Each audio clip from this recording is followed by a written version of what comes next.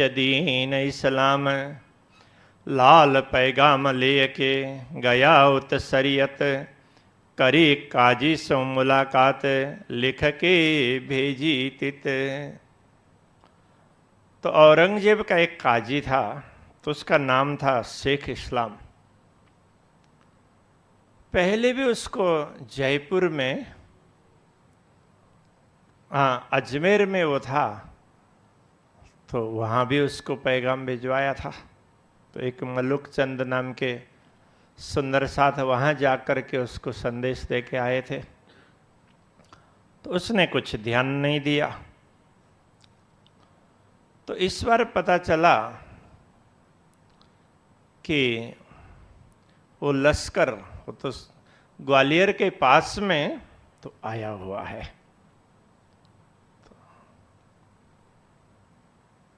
श्री प्राणनाथ जी ने लालदास जी को वहां पर भेजा। तो लालदास जी जाकर कहने लगे, हमको हादी भेजिया तुम पर शेख इस्लाम, हमको जवाब दीजियो जो भेजे तुम पर कलाम। पहले तुम पर लाइया मलुक चंद अजमेर, सवाल कलाम अल्लाह के ताको जवाब करो इन बेर। देखो, पहले भी आपको संदेश भेजा था और अभी भी आपको संदेश भेजा है, तो इनका आप जवाब दीजिए। तो उनके साथ में दूसरे लोग भी थे। तो पहले तो वो लोग सब मिलकर के इन सब प्रश्नों को झुठलाने का प्रयत्न करने लगे कि ये जो कुछ कहा है तो ये सब झूठा है। लालदास जी ने तो अच्छा अध्ययन किया ही था, तो उन्होंने कहा कैसे झूठा है। तो एक एक आयत सुना सुना करके उन लोगों को कहा।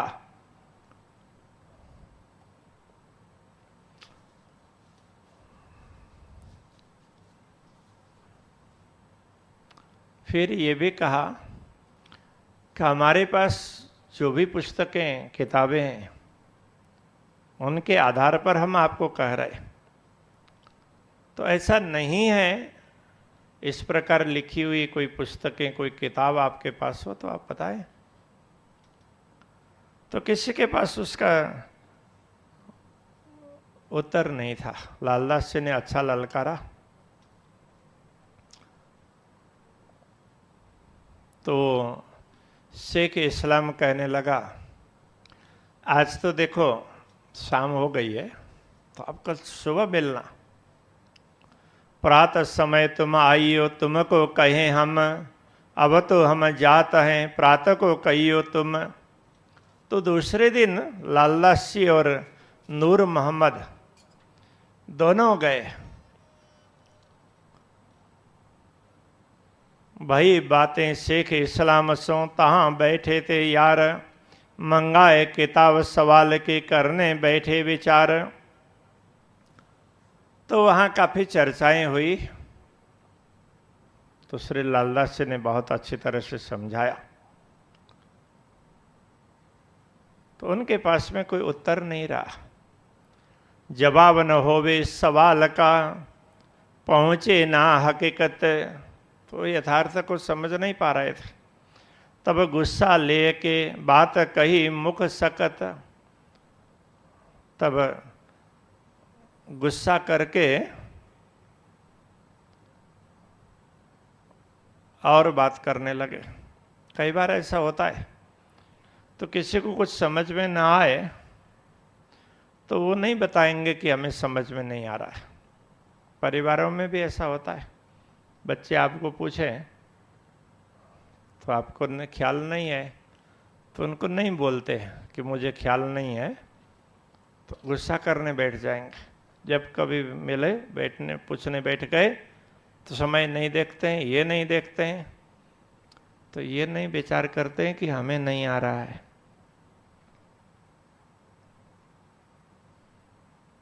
इतनी सरलता तो होनी चाहिए।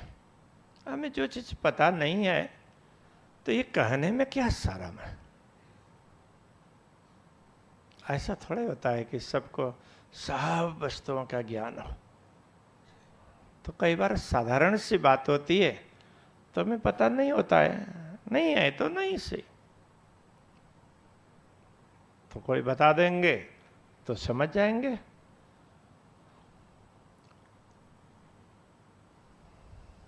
तो काफी रस्साकसी हुई, बोलाचाली भी अच्छी हुई। तो लालदास जी ने विचार किया कि इनके मन में कालापन आ गया है, तो ये तो लड़ाई करने विचार कर रहे हैं। तो कहने लगे कि तुम लोगों को नहीं मानना है तो मत मानो, किंतु खुदा की लानत तो तुम्हारे ऊपर लगेगी। तो ऐसा बोल करके अब हम तुमको कबहू न दे पैगाम, अब हम फिर जात हैं ले अपने घरों इस्लाम। पीछे लगे बुलावने सोवत के सब जन, निकसी मुख थे मुन करी कबहू मुख न देखे तिन। तो लालदास ने तो बोल ही दिया, हम तुम्हारा मुंह कभी देखेंगे ही नहीं, चल पड़े। तो पीछे से सब लोग कहने लगे कि आओ आओ अभी बात करते हैं। तो लालदास ने कहा कि हमें तुम लोगों से बात ही नहीं करनी है। तो वहां से एक दूसरे आदमी के पास गए, तो वो मुफ्ती अब्दुल रहमान था। तो उसको उन्होंने बोला कि देखो, तो ये शेख इस्लाम तो मानने के लिए तैयार नहीं है, किंतु तुम्हारे धर्म ग्रंथों में देखो क्या लिखा है।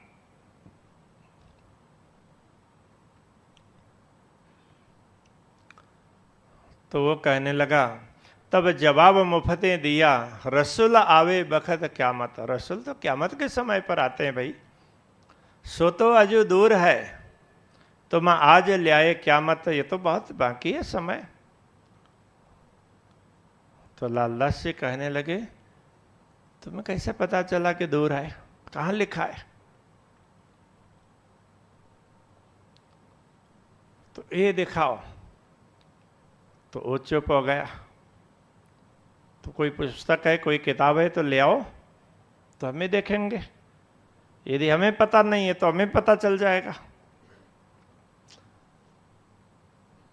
तो कई चर्चाएं वहां पर हुई, लेकिन उसके मन में भी फर्क आ गया, पेट में पाप आ गया। तब ये हैं एक दो जने, इन लोगों को तो हम तो पीट करके भी भगा सकते हैं। तो जब उन लोगों के साथ में बातचीत चलते थे, तो श्री प्राणनाथ जी को लगा कि लालदास जी अभी खतरे में है। तुरंत एक नारायणदास नाम के सुंदर साथ थे, तो उनको भेजा, जाकर के उनको तुरंत लौट आने के लिए बोलो। उते पानी न पीजियो सिताब बुलाए तुम। तो नारायणदास जी आकर कहने लगे कि हादी ने हुक्म किया है कि वहां पर पानी भी नहीं पीना। ये तो लोग शरीयत के जिन तुम पर डारे तोहमत, ये तो तुम्हारे ऊपर कोई ना कोई खतरा करेंगे, कुछ तकलीफ पहुंचाएंगे। तो इसलिए श्री प्राणनाथ जी ने बुलवाया है, चलो लौटो। तो वहां से लौट आए। बाद में लालदास जी को पता चला कि वो लोग क्या प्लानिंग कर रहे थे।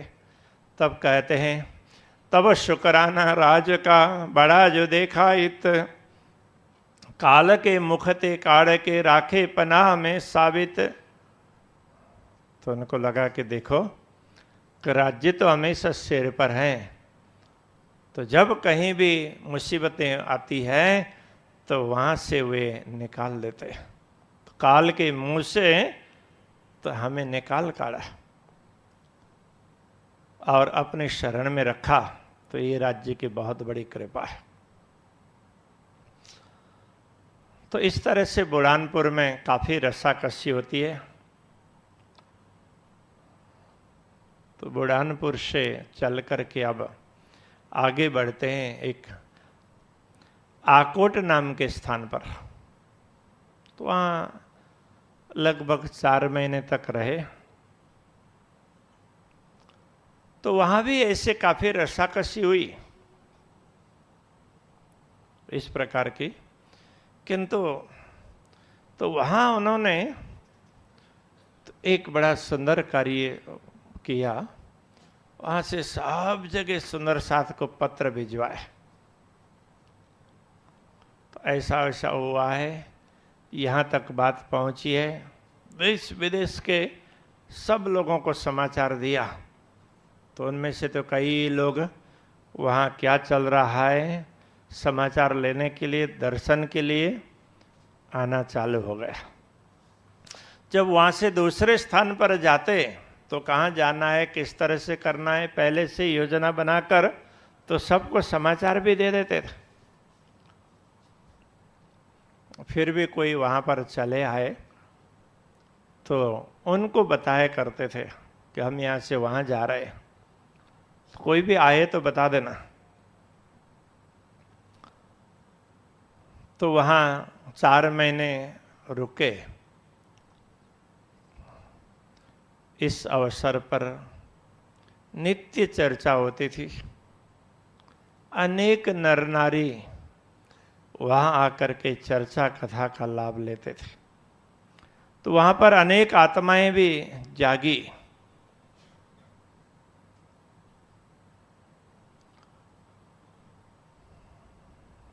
तो एक मुसलमान था,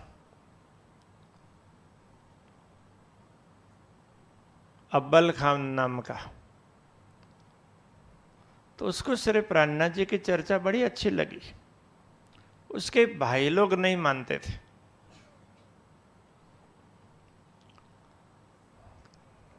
तो उन भाइयों से भाग कर के चला आया और श्री प्राणनाथ जी से प्रार्थना करने लगा कि आप तो मुझे अपनी शरण में पनाह दीजिए, तो मैं घर लौट करके नहीं जाऊंगा। तो प्राणनाथ जी ने कहा, देखो अभी तुम सीधे सीधे आए हो, तुम्हारे परिवार के लोगों को, दूसरों को, बच्चों को, उन सबको भी ध्यान रखना जरूरी होता है। तो पहले उनका ध्यान रखो, उसके बाद में जब तुम्हें आना होगा तो चले आना। तो अभी तो हम भी तो चल रहे हैं, तो हमारा भी तो कोई ठिकाना नहीं है। तो उसको बड़ा आश्वासन दिया। आश्वासन दे करके उसको भेजा।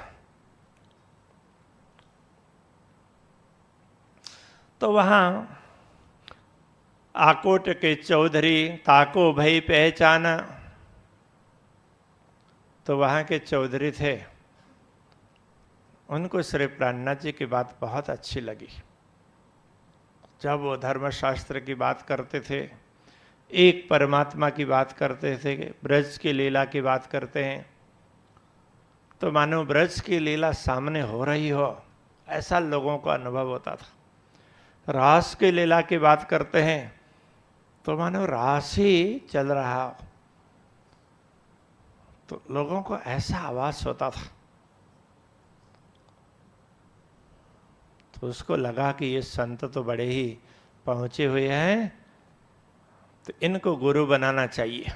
तो उसको ऐसे आत्मा की पहचान, पूर्ण ब्रह्म परमात्मा की पहचान नहीं हुई, किंतु एक साधु संतों के प्रति श्रद्धा होती है। धार्मिक व्यक्ति था, धर्म के प्रति श्रद्धा थी, तो उस प्रकार की उसको श्रद्धा अच्छी हुई। तो वो कभी कभी घर में भी बुलाया करता था और वहाँ भी धर्म चर्चाएं वगैरह करवाता था, लोगों को इकट्ठा करता। चर्चा किरंतन सेवा को लियो सुख माफक अंकुर। तो उसकी जैसी क्षमता थी उस प्रकार से उसने भी लाभ उठाया।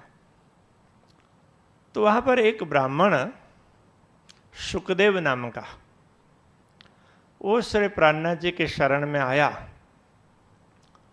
तो जब चर्चा चलती थी तो एक बार श्री प्राणनाथ जी ने तो संत कबीर के पदों पर चर्चा की। तिन सुनी चर्चा कबीर की, लगे कलेजे घाव, खुला द्वार हकीकत का, ऐसा लगा आए दाव। तो ये सुन करके नाचने लगा और एक प्रकार से वो पागल जैसा बन गया। मस्त। तो कभी कभी तो शरीर में वो कोड़े मारता, तो अभी तक आत्मा में जागृति नहीं आई ऐसा बोल करके, तो शरीर की शान वगैरह सब भूल गया शरीर को, नजर पहुंची बक्का में, और शान कछु ना रही, हुआ सब तुम ही से तुम ही से। तो ऐसे बार बार बस तुम तो सब तुमसे ही हुआ। तो यही आकर के प्राणनाथ जी के सामने बात करे, तो प्राणनाथ जी जिधर चलते हैं तो उधर चलने लगा। तो एक दिन प्रातः श्री प्राणनाथ जी तो नदी के किनारे जाकर के दातुन कर रहे थे। तो वो भी दौड़ते दौड़ते प्राणनाथ जी के पास पहुंचा। तो मस्त तो था ही, उसको शरीर का ही कुछ ख्याल नहीं, और कपड़े के साथ सीधा सीधा नदी में चला गया। इतना होश था नहीं, तो वहां गिर भी गया। तो सुंदर साथ दौड़ गए, तो दौड़ करके उसको जैसे तैसे तो वहां से उठा करके बाहर निकाले। बैठे साथी दौड़ के निकाला नदी से, कपड़े सुखाए पहनाए, कछु सुध न रही इन्हें। तो उसको पूछा तो कुछ खाया है कि नहीं खाया। तो उससे बातचीत करने पर पता चला कि 2-3 दिन से तो उसने खाया भी नहीं था, तो शरीर में भी तो शक्ति कम थी। तो कहते हैं उसको फिर डोली मंगा करके डोली में बैठाया और उठवा करके उसके घर में भिजवाया।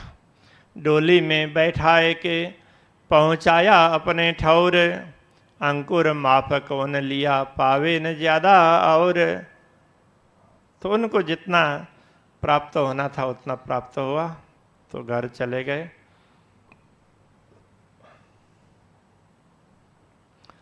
तो श्री प्राणनाथ जी वहाँ से भी आगे चल पड़े। तो वहाँ से गए कापस्तानी, तो वहाँ कुछ दिन रहे। कुछ दिन चर्चा जहाँ जहाँ जाते थे चर्चाएं होती थी। तो वहाँ से आगे एलचपुर, तो वहाँ गए, वहाँ भी कुछ दिन रहे। फिर देवगढ़,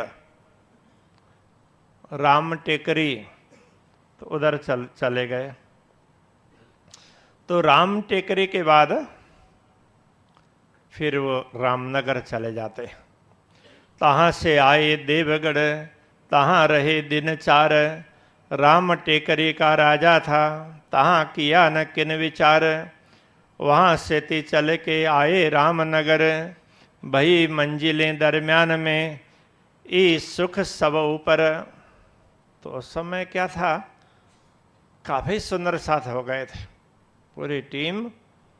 तो श्री प्राणनाथ जी के लिए एक घोड़ी, तो एक समद घोड़ा अश्वारी को हाजिर, श्री राज तापर विराजित, संग मोमिनों का लश्कर। तब इतने लोगों को भोजन वगैरह ये सब, तो कहीं कहीं तो भिक्षा मांगने के लिए भी जाते थे। तहाँ मागत टुकड़ा चलही, झोरी भर के ल्यावे, श्री राज को आरोगाय के साथ को बांट देवे। सब साज फकीरी का शोभित सब सनंद, मोमिनो भेष पहचानिया, क्या पहचाने अंध।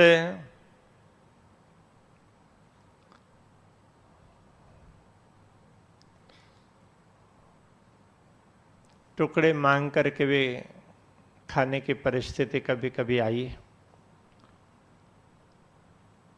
तो वहाँ से फिर आगे बढ़े, रामनगर पहुँचते। तो रामनगर आए पहुँचे रहे केतिक पर, तहाँ स्थल बनाए के गणेश महंत के बराबर। तो कोई गणेश महंत का आश्रम था, तो उसके साथ में उन्होंने रहने के लिए व्यवस्था बनाई और वहाँ रहने लगे। तो रामनगर वैसे शांत राज्य था, तो राजा भी धार्मिक थे, तो हिंदू राजा, और प्रजा भी धार्मिक थी। तो वहाँ धर्म चर्चा होने लगी, दूर दूर से सुंदर साथ भी आने लगे, और कोई आते हैं, कुछ समय रुकते हैं और फिर चले जाते हैं। तो श्री प्राणनाथ जी रामनगर में 2 वर्ष तक रुकते हैं।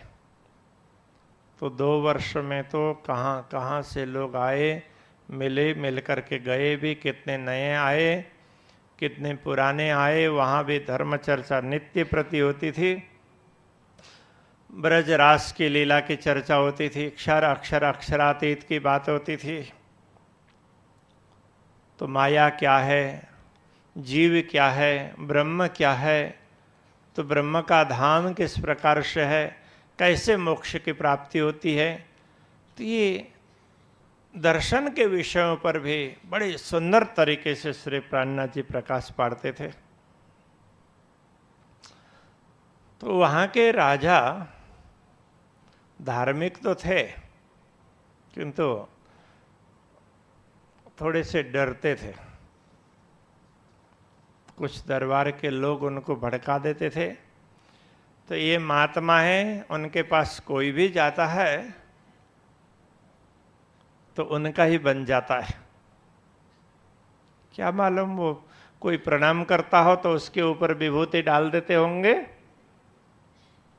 तो उनका ही हो जाता है। तो उनसे सचेत रहना चाहिए। तो राजा डर के मारे जाता ही नहीं था, किंतु राज कुटुंब के कई लोग श्री प्राणनाथ जी के पास गए। तो उनमें एक हरि सिंह नाम के व्यक्ति थे। ये बात हरि सिंह सुनी, करने आया दीदार। तो चर्चा अच्छी होती है, ये सुन करके वो दर्शन करने के लिए चलाया। सुजान सिंह की सोहबतें किया सूरत सिंह खबरदार। तो सूरत सिंह नाम के कोई थे, तो वो पहले चले गए होंगे प्राणनाथ जी के पास, तो उन्होंने ये बात बताई। तो हरि सिंह भी चले आए, सुजान सिंह, सूरत सिंह। तो ये सब श्री प्राणनाथ जी के साथ धर्म चर्चा सुनने के लिए प्राणनाथ जी के पास आया करते थे। तो एक किशोर सिंह, तो वो भी उनके पास आया करते थे। तो वहां पर धर्म चर्चा नित्य प्रति होती थी। और किशोरी कुंवर ने यह बात सुनी कान, तब ऊपर की पहचान से ले आया ईमान। तो वो भी उनको ईमान लेकर के उनको उनके प्रति श्रद्धा रखने लगा। इधर हरि सिंह वगैरह तो इन्होंने भोजन के लिए आमंत्रण दिया और भोजन करवाया, खुद धोती पहन करके, नहा धो करके, धोती पहन करके। तो हरि सिंह वगैरह स्वयं बांटने लगे, बड़े प्रेम से भोजन करवाया। उसके बाद में फिर ले गया अटारी पर श्री राज को एक ठौर। तो वहां जाकर के फिर उसने तो श्री प्राणनाथ जी से प्रार्थना की। तहां बैठ बिनती करी, हाव भाव अति जोर। मैं तुम्हारा दास हूं, मुझ पर करी मेहनत। मैं उदास हुआ इत से, ए होए मुझसे जे रहित। तो कहने लगा कि मैं वैसे राज परिवार से ही हूं, किंतु अभी राजा है ना, उनके साथ में थोड़ी खटपटी हुई है। तो आप इसके लिए कुछ आशीर्वाद दीजिए। बहुत सारे लोग ऐसे होते हैं, हाव भाव खूब दिखाएंगे, लेकिन वो हाव भाव तो अपने लौकिक कार्य सुलझाने के लिए होता है, उसके उस हिसाब से उनकी श्रद्धा होती है। ये तो परमात्मा की बात कह रहे हैं, मैं आत्मा को जागृत करूं, तो इसके संदर्भ में उनको भी ख्याल नहीं आया। श्री प्राणनाथ जी ने उसको आश्वासन दिया, तो चिंता मत करो, थोड़े समय के बाद में अपने आप ही तुम्हारा मामला सुलझ जाएगा। तो फिर किशोरी सिंह ने भी अपने घर में श्री प्राणनाथ जी की पधरावनी की। उठ आया दीदार को चर्चा सुनी कान, दिल में बहुत राजी भया ज्यादा हुआ ईमान। कोई क दिनों पीछे पधराए श्री राज, साथी सब संग चले कहे धन्य धन्य दिन है आज। रसोई बनाई जुगत सो बैठाए श्री राज, साथी गिरदवाए घेर के बैठे इनके काज। तो वहाँ सबको भोजन करवाना, सत्संग वगैरह करना, तो ये सब अच्छा कार्यक्रम होता था। किंतु प्राणनाथ जी का उद्देश्य था कोई क्षेत्रीय राजा जागृत हो और औरंगजेब का सामना करने के लिए तैयार हो जाए। तो ऐसा कोई व्यक्ति कहीं नहीं मिला। जो भी मिले तो श्रद्धालु मिले, सब कुछ मिले। किसी के मन में थोड़ा सा अलग प्रकार से डर भी था। तो वहाँ तो ये ठाकुर लोग जागृत तो नहीं हुए, किंतु उनके वहाँ पर काम करने वाले दूसरे लोग थे, तो उन लोगों की आत्मा में जागृति आई।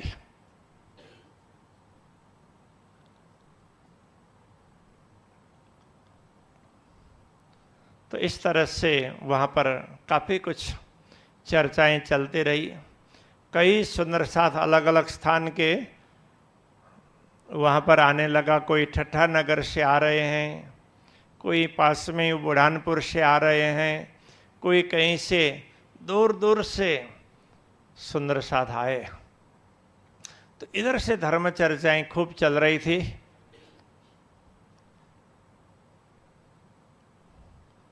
तो ऐसे में दिल्ली में एक घटना घटती है।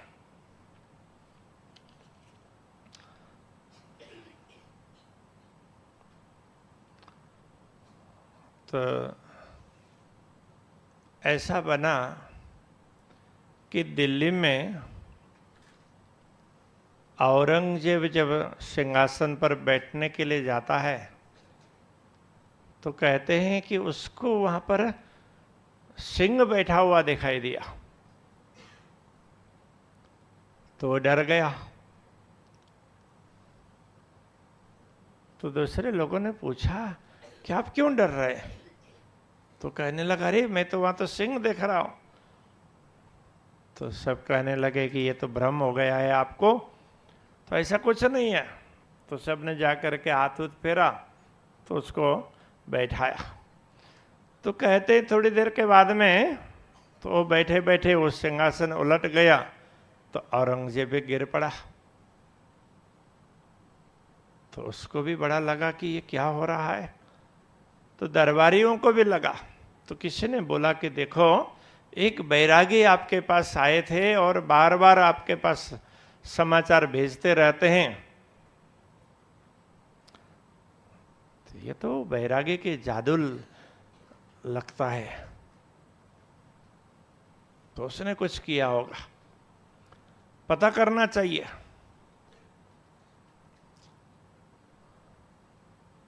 तो वहां से फिर औरंगजेब का संदेशा रामनगर के पास में, तो उस क्षेत्र को देखने के लिए उनका सूबेदार था पुरदल खान, मध्य प्रदेश के क्षेत्र को देखने वाला, तो उसका नाम था पुरदल खान। तो पुरदल खान के पास में पत्र भेजा, इन समय सुल्तान का हुआ हुक्म पुरदल खान, रहे रामनगर एक बैरागी तिन की तुम करियो पहचान।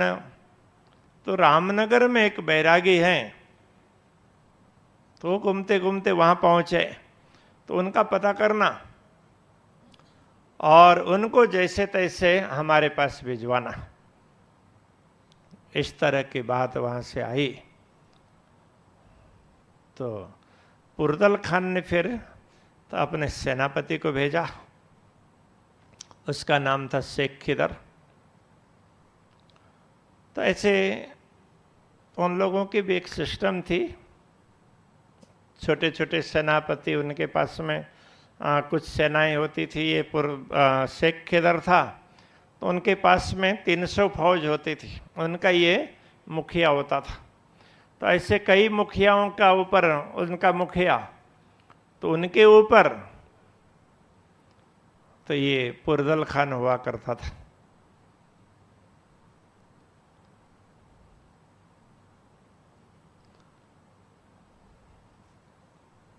तो जैसे शेख खिदर ने समाचार भिजवाया राजा को, तो आपके वहां पर एक बैरागी है, बादशाह का आदेश है, उसको पकड़ करके आप हमें सौंपे। तो राजा के पास जैसे समाचार पहुंचा तो राजा ने सोचा कि मैं हिंदू राजा, हमारे यहाँ से किसी साधु को मुसलमान पकड़ करके ले जाएं, ये तो अच्छी बात नहीं, हमारी बदनामी हो जाएगी। तो राजा ने कोतवाल को वहां पर भिजवाया। ये बात राजा सुन के भेज दिया कोतवाल, तुम कहो स्वामी कृष्णदास को ऐसा हुआ हवाल। 1-4 दिन तुम यहाँ से बैठो जाए जगह और, फिर तुम आइयो बैठियो अपने ठौर। पर पातशाही दबदबा सह न सके हम, एक लाठी आवे उनकी सो फेर न सके हुक्म।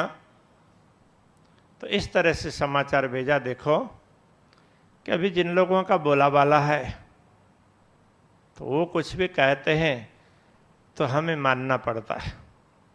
तो आप साधु संत हमारे देश में रहें, हमारे लिए तो बहुत अच्छी बात है, लेकिन हमें ऊपर से तंग कर रहे हैं। तो आप कुछ दिन बाहर चले जाएं, जब फिर मामला सब शांत हो जाएगा फिर लौट करके चले आना।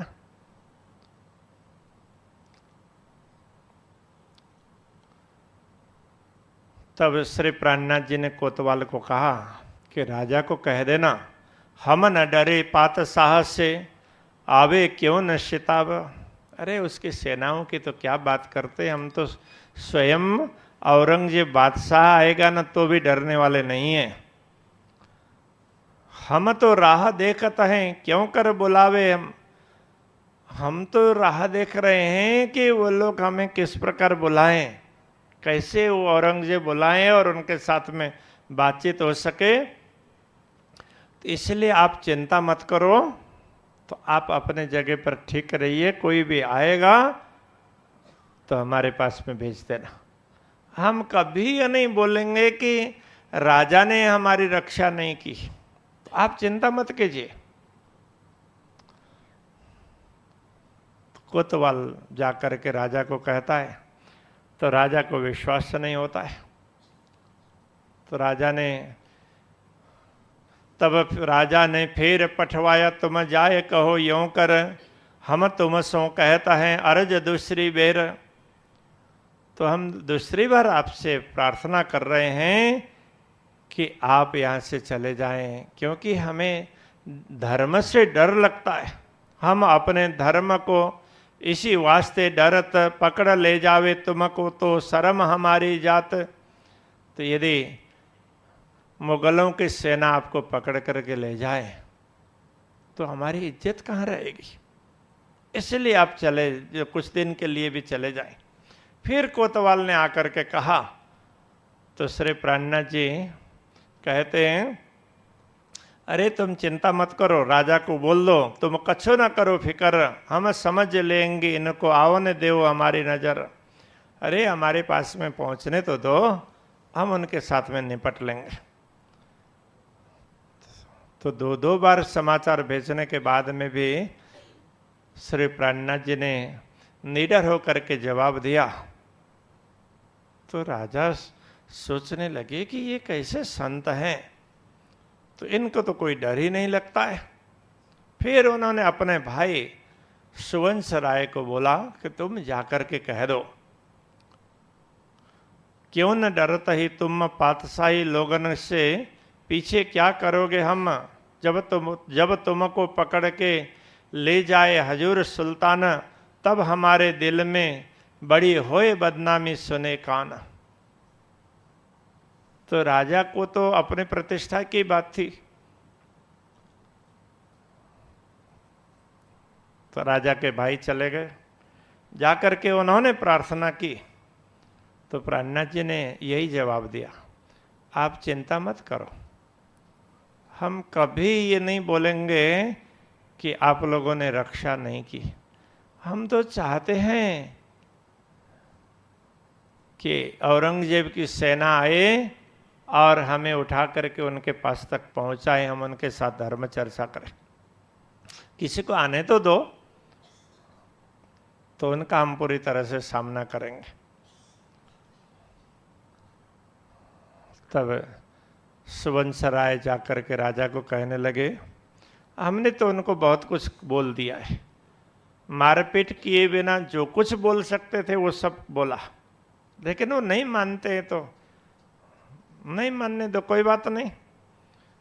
इस तरह से बात ही हुई कि दूसरे दिन ही वो शेख खिदर वहां पहुंचा।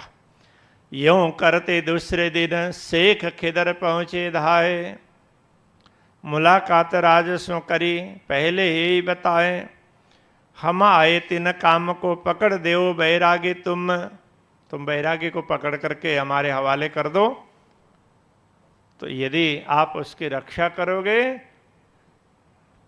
तो ये तो सुल्तान का हुक्म है, फिर आपके ऊपर बड़ी सख्ताई होगी।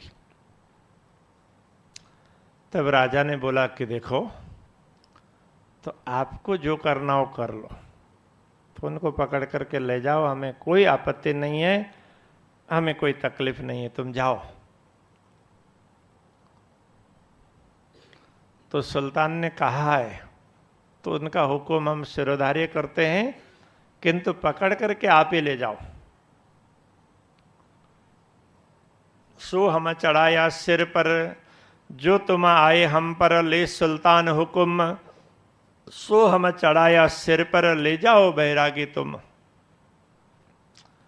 तब सिख खिदर लौट गया और उसने सोचा कि क्या मालूम कैसे इन बैरागियों को हम पकड़ें और उधर से प्रजा में विरोध उठ जाए तो कठिन हो जाएगा। तो फिर उसने जाकर के, तो भिखारी दास नाम के एक दीवान थे, उनके साथ में बातचीत की। तो कैसे करें? तो भिखारी दास ने कहा कि चलो एक बार मुझे जाने दो, मैं उन बैरागी के पास में जाकर के बातचीत करता हूँ।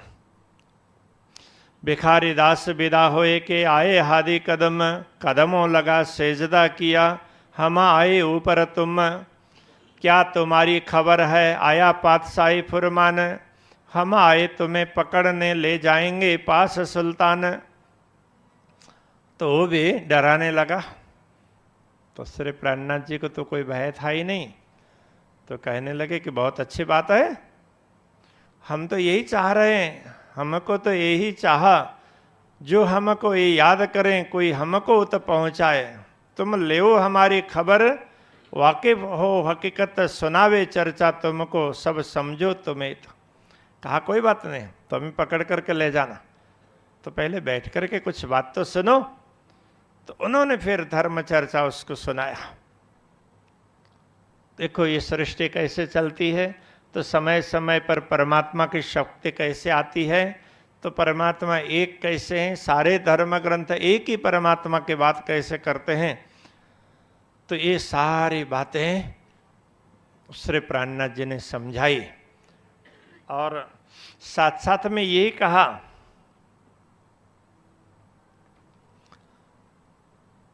कि तुम सुल्तान की ओर से आए हो, कि उनके धर्म ग्रंथ में भी इस प्रकार से बात लिखी है, ये भी तुम समझो। तो वो सारा समझा दिया। कई हकीकत उनको बात मूल की, सब सवाल भागवत कुरान के मिलाए दिखाए तब। तो शास्त्रों का और कुरान का दोनों की चर्चा करके, दोनों की तुलना करके समझा दी। जवाब करो तुम इनका जो तुम्हें समझी जाए, ना तो सुनो हम पे सब देवे बताए। तो भिखारी दास कहने लगे कि आप हमें समझा दीजिए। तो कहते हैं 3 रात और 3 दिन कहा तारतम समझाए। 3 दिन और 3 रात तक धर्म चर्चा चलती रही। तो वो कुछ पूछते रहे, तो इधर से प्राणनाथ जी समझाते गए। तो इस तरह से बहुत कुछ समझाया। तो उसके बाद में उसको बात समझ में आई और जाकर के शेख खिदर को कहने लगा, गया शेख खिदर पे कई हकीकत सब, मैं देखा हादी जमाने का। शेख खिदर पूछा तब मैंने तो देखा ये इस जमाने के हादी हैं, सतगुरु हैं, ये तो पैगंबर की तरह से। तो मैंने तो उनके ऐसे दर्शन किए।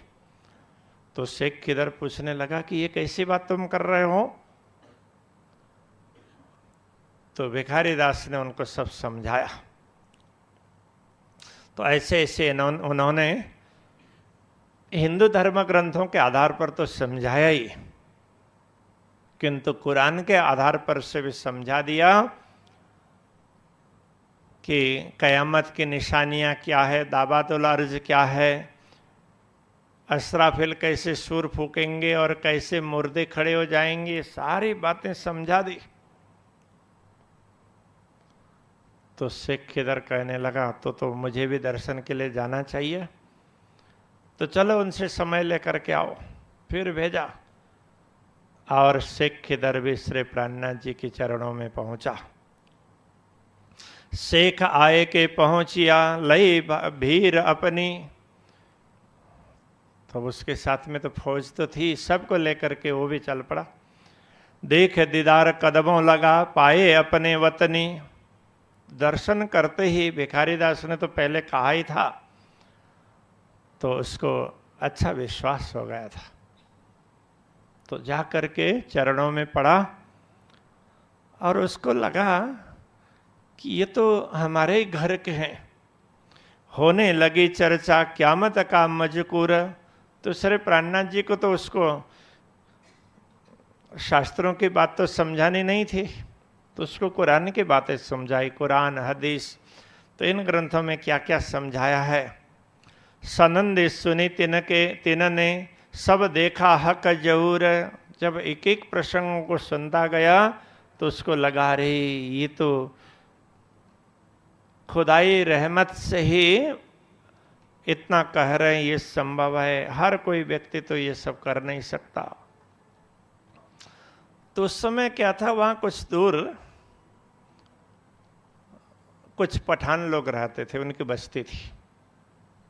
तो उनको पता चला कि शेख खिदर तो बैरागियों को पकड़ने के लिए गया है। वैसे तो बैरागियों की संख्या भी कम तो थी नहीं, तो शेख खिदर गया है तो चलो हम भी उसको सहयोग पहुंचाते। तो वहां जाकर के उन लोगों ने तो हो हल्ला मचाना चालू किया।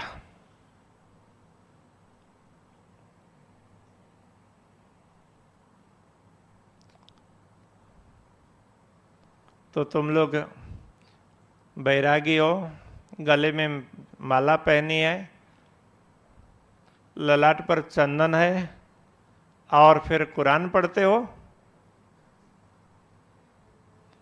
तो तब शेख को गुस्सा चढ़िया, इन्हें उठाए देव मुद्रक, देव धक्के इनको करने लगा हरकत हक।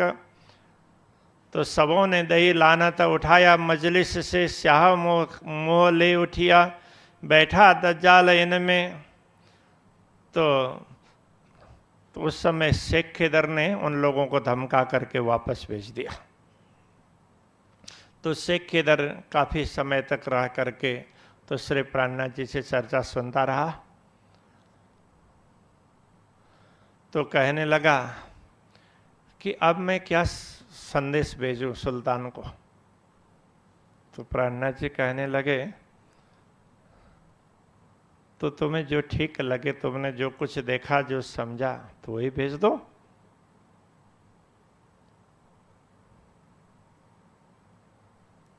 तो मैं क्या कहूँगा?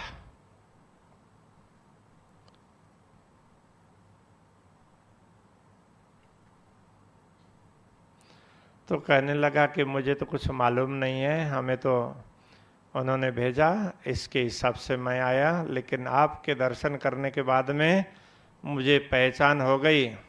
अब हम उनके गुलाम, अब तो मैं आपका गुलाम हो गया हूँ। तो ऐसा करके तो उसने भेज दिया, मैं तो उनका गुलाम बन गया हूँ, आपको जो कुछ करना है तो कर दीजिए।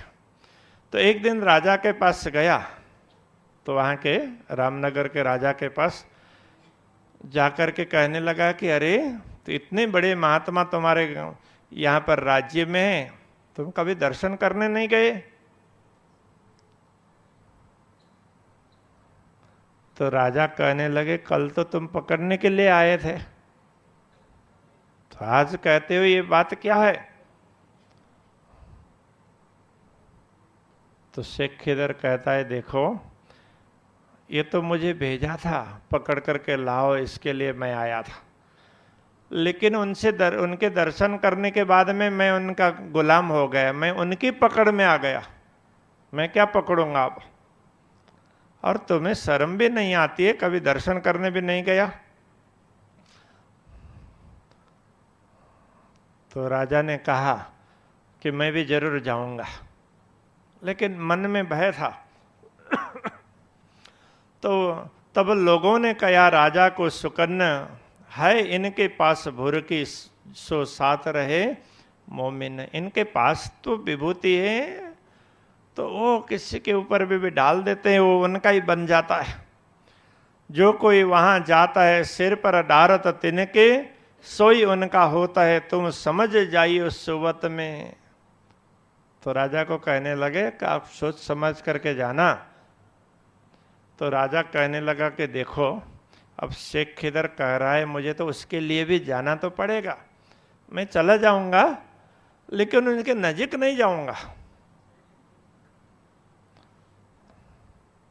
तो राजा ने उन सबको आमंत्रण दिया, और बाग में तो वहाँ भोजन प्रसाद की भी व्यवस्था रखी, और स्वयं भी दर्शन करने के लिए गया।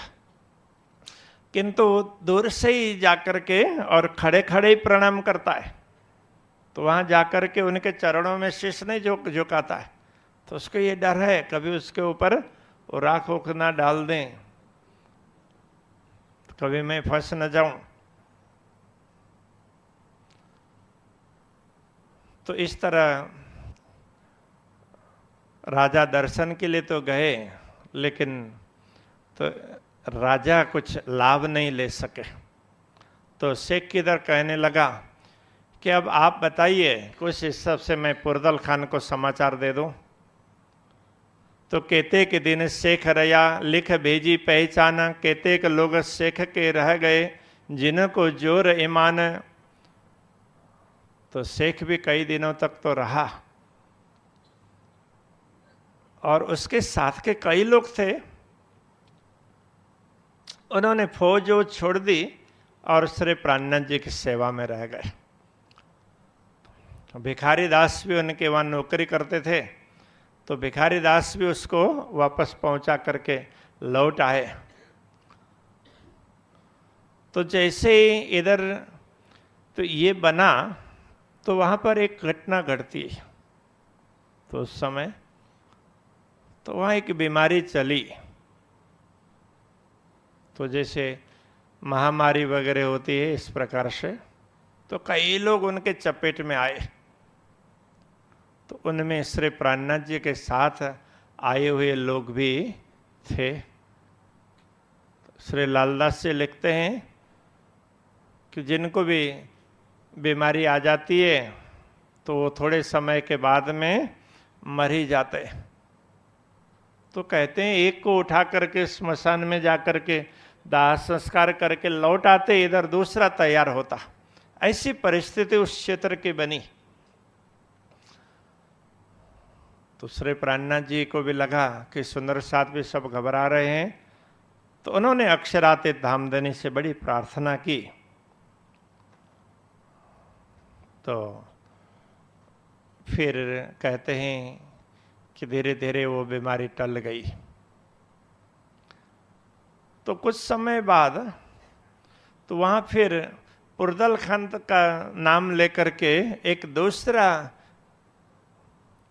पास का एक अहदी गुलाम मोहम्मद करके धमोदी में था, तो वो आया, डर दिखा करके राजा से कुछ पैसा वसूलेंगे। तो उसने आकर के राजा को काफी कुछ डर दिखाया। तो राजा ने सोचा कि ये महात्मा जब तक रहेंगे तब तक कुछ न कुछ ऊपर से लोग आया ही करेंगे। तो फिर राजा ने बड़ी विनम्रता से तो श्री प्राणनाथ जी के पास में लोगों को भेज करके कहलाया कि देखो, इतनी बड़ी सत्ता है, कभी कोई आता है कभी कोई आता है, तो हम तो परेशान रहेंगे, हम उनका सामना तो कर नहीं सकते। तो आप जब तक रहेंगे कि हमारे सामने ये बात बनी रहेगी। तो श्री प्राणनाथ जी ने सोचा चलो कोई बात नहीं, तब आगे चलते हैं।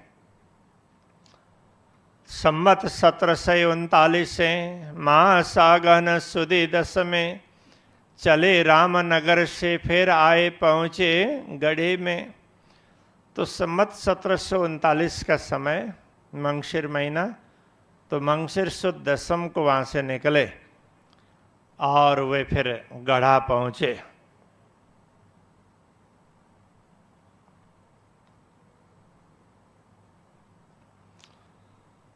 तो वहां पर तो एक बगीचा में वहां चलते हुए, अब सीधा सीधा पहुंचा तो जाता नहीं था, तो रास्ते में कहीं बगीचे में रहने की व्यवस्था की थी।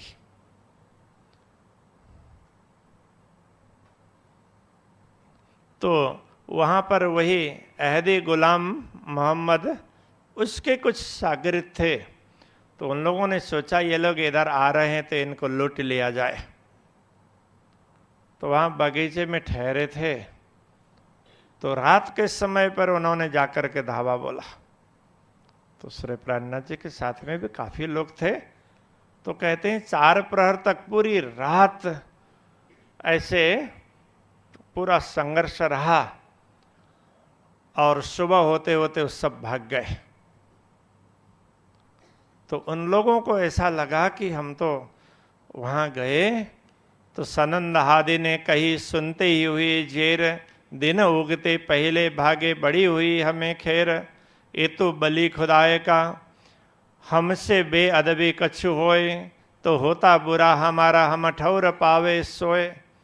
तो उनको जो लोग वहाँ पर थे उन लोगों को लगा ये तो खुदा के पैगंबर जैसे हैं। वली बोलते हैं वो दोस्त, तो वली से बहुवचन में औलिया, औलिया पुरुष बोलते हैं ना, तो परमात्मा से दोस्ती करने वाले, इतनी नजीकी हो। तो ये तो ऐसे व्यक्ति हैं, यदि हमारे से बेअदबी होती तो बड़ा नुकसान होता। ऐसा करके वो वहाँ से भाग गए। तो इस तरह से श्री प्राणनाथ जी रामनगर से तो वहाँ गढ़ा पहुँचते। किंतु लालदास जी को तो ये रामनगर का प्रसंग पूरा करने के बाद में फिर रामनगर का एक प्रसंग याद आया। तो कहते हैं कि वहाँ रामनगर में ही एक देवकरण और दूसरे सूरत सिंह, तो ये बुंदेले रहा करते थे।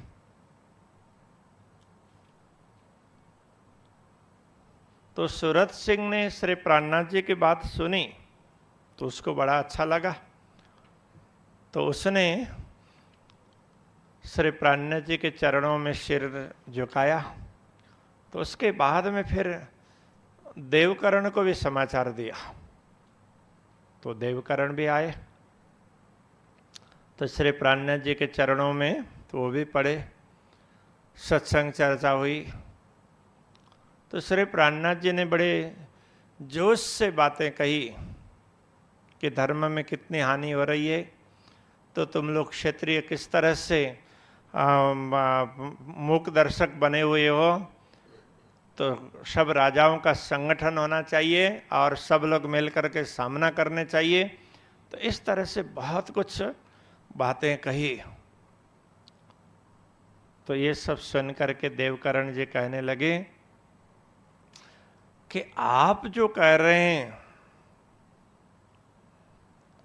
तो ये कार्य करने के लिए तो हमारे चाचा जी सक्षम है। तो उन्होंने फिर छत्रसाल जी की बात कही। तो श्री प्राणनाथ जी ने कहा कि हम ऐसे ही राजा को ढूंढ रहे हैं, उनको जाकर के समाचार दो। तो छत्रसाल जी के पास समाचार भेजने के लिए तो इधर देवकरण जी तैयार हुए। जब जाने लगे तो श्री प्राणनाथ जी ने पूछा, तुम इतने दूर से वहां बुंदेलखंड से यहाँ कैसे चले आए? तो कहने लगे कि हमारे चाचा हैं बलदेवान जी, तो उनके साथ में उन्होंने कुछ खरी खोटी सुनाई, तो उसके बाद में नाराज होकर के हम इधर चले आए, फिर कभी लौट करके जाने का मौका मिला ही नहीं। तो प्राणनाथ जी ने कहा, देखो जो भी निमित्त बना होगा तुम्हारे आने का, किंतु मुख्य कार्य तो यह है तुम हमारा संदेश लेकर के छत्रसाल से मिल रहे हो। तो वास्तव में इसके लिए तुम्हारा यहां आना हुआ है, निमित्त कुछ और बना। तब श्री राज ने कहा, तुम आए इन काज ए वास्त लेके पहुंचाओ श्री महाराज। तो ये बात तुम महाराज तक पहुंचाओ। तो हम ऐसे राजा को ढूंढ रहे। तो हमारे गुरुजी ने हमें कहा था, एक क्षत्रिय सूरवीर, तो ऐसे व्यक्ति मिलेंगे उनको जागृत करना और वो धर्म की रक्षा के लिए पूरी तरह न्यौछावर हो जाएंगे। तो मैं बहुत स्थानों में घूमता फिरता आया, राजपुताने में भी गया, तो उन्होंने सारी बातें समझाई, किंतु कोई भी तैयार नहीं हुआ। तो एक भाव सिंह हाड़ा तैयार हो गया था, तो वो काल का कबलित हो गया।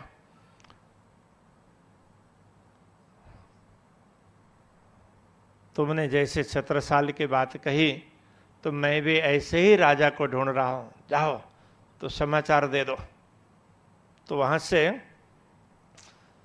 तो समाचार भेजा, देवकरण जी चले गए, महाराजा छत्रसाल से बात की। तो छत्रसाल बड़े खुश हो गए, उन्होंने कहा जल्दी बुला करके ले आओ। तो आने जाने में काफी समय लगता था। तो उस समय लालदास जी को लगा था एक बार और आजमा करके देखें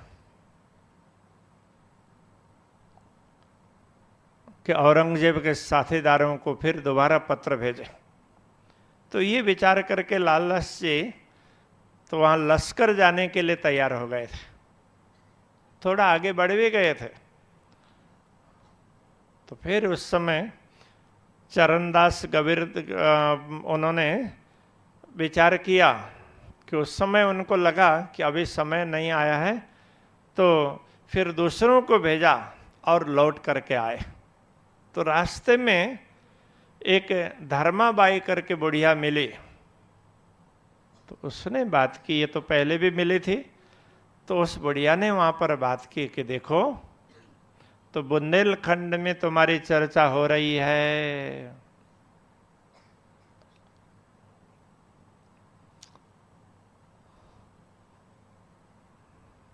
तो इधर तो श्री प्राणनाथ जी वहां से आगे निकले, गढ़ा से अगरिया पहुंच गए।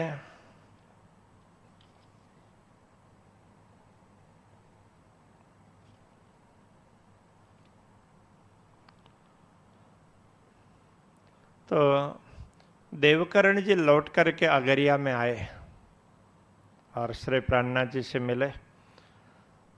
तो उन्होंने बोला कि चाचा जी के साथ बात हो गई है। तो श्री प्राणनाथ जी ने भी तो लालदास जी वगैरह को भेजा था, तो वो भी लौट करके आए और श्री प्राणनाथ जी अब अगरिया से पन्ना की ओर प्रस्थान करते।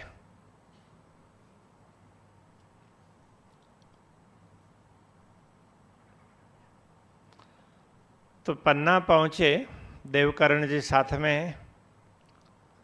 तो पन्ना में अभी तो किलकिला नदी में पानी बहुत कम होता है, तो उस समय तो बारिश वगैरह भी होती थी, कोई ज़मीन से पानी निकालता नहीं था, तो पानी का सतह अच्छा रहता था, तो सब नदियाँ चला करती थी। तो यहाँ सौराष्ट्र में भी 200-200 नदियाँ हैं, तो सब चलती थी, सब में पानी चलता था। तो वहाँ किलकिला नदी में अमराई घाट, तो वहाँ पर श्री प्राणनाथ जी ने डेरा डाला।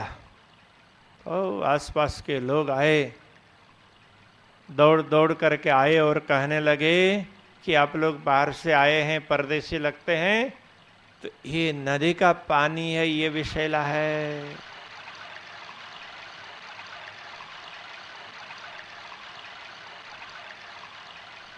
तो वहाँ दूसरे और संत लोग थे श्री प्राणनाथ जी के साथ, उन्होंने विचार किया तो इस विषैले जल को तो पवित्र बनाना चाहिए।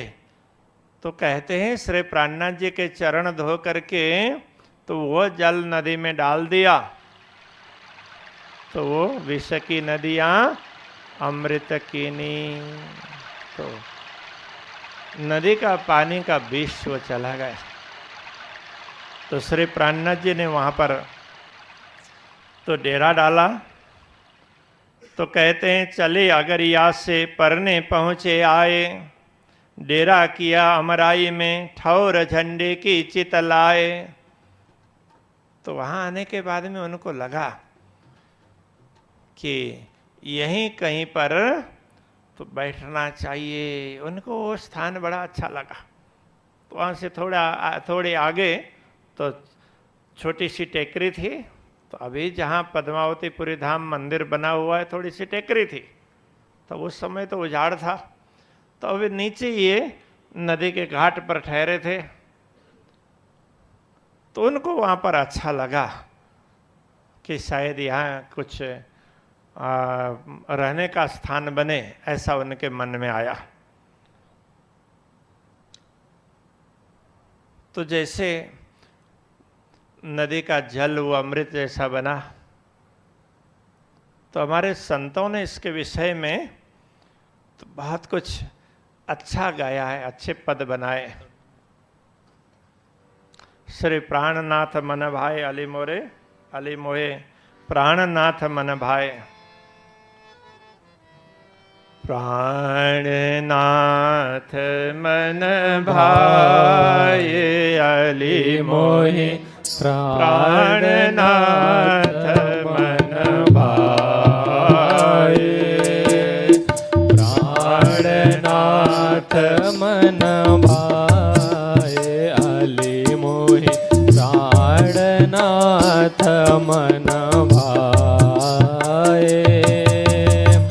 विंध्याचल पर्वत के ऊपर सुंदर धाम सुहाए। विंध्याचल पर्वत के ऊपर सुंदर धाम सुहाए। प्राणनाथ मन भाए अली मोहे, प्राणनाथ मन भाए। गुमट बंगला बनो है धनी जी को, हिरन तखत धराए। रत्न जड़ित पद्मावती सोए,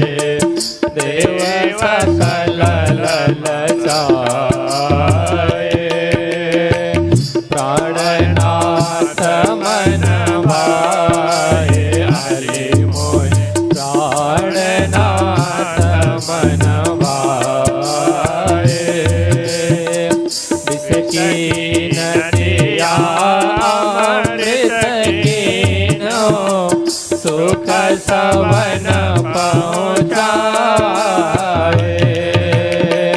भजन कीर्तन होत है रात दिन सुनत मोक्ष फल पाए प्राणनाथ मन भाए आले मोहि प्राणनाथ मन भाए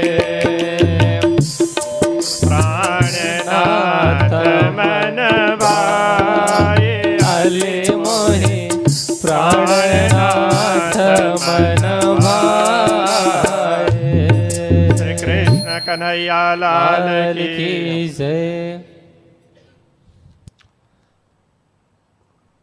अमर सखी नाम के महात्मा तो उन्होंने यह पद बनाया।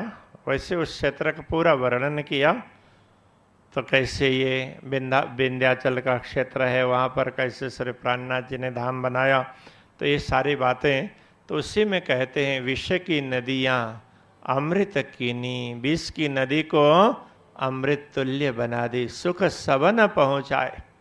तो केवल तो जो लोग आए थे उनके लिए ही नहीं, तो सब के लिए, क्योंकि महापुरुष होते हैं वो सबका सोचते हैं। तो अपना सोचने वाला तो छोटा होता है। अयम निज परो वेति गणना लघु चेत साम, कहते ये मेरा है और वह पराये है। तो ऐसा कौन सोचते हैं?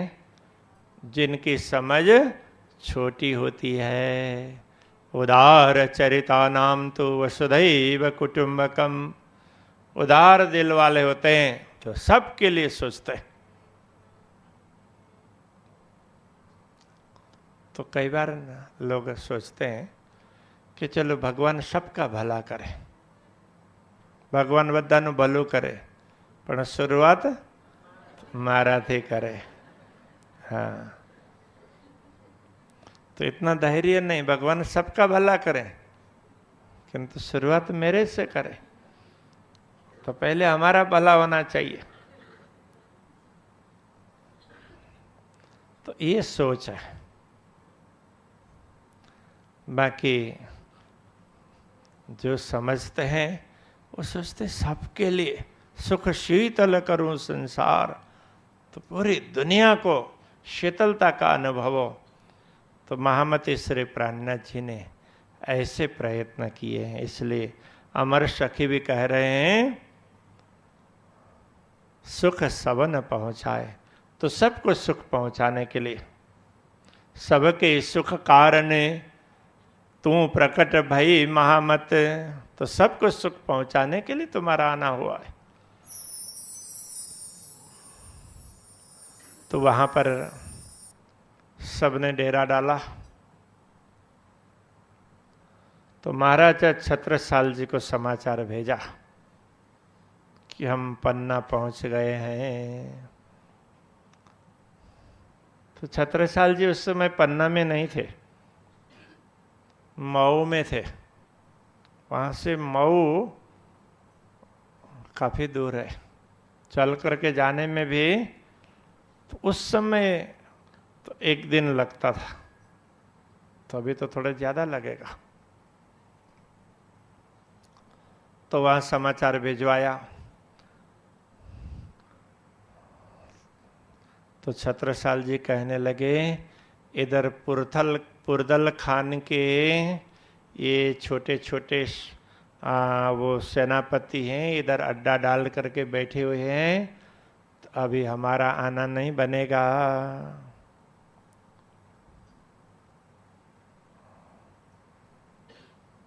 तो ऐसा करें, श्री प्राणनाथ जी को उन्होंने प्रार्थना की कि वहाँ आपके पास जमात तो बहुत बड़ी है,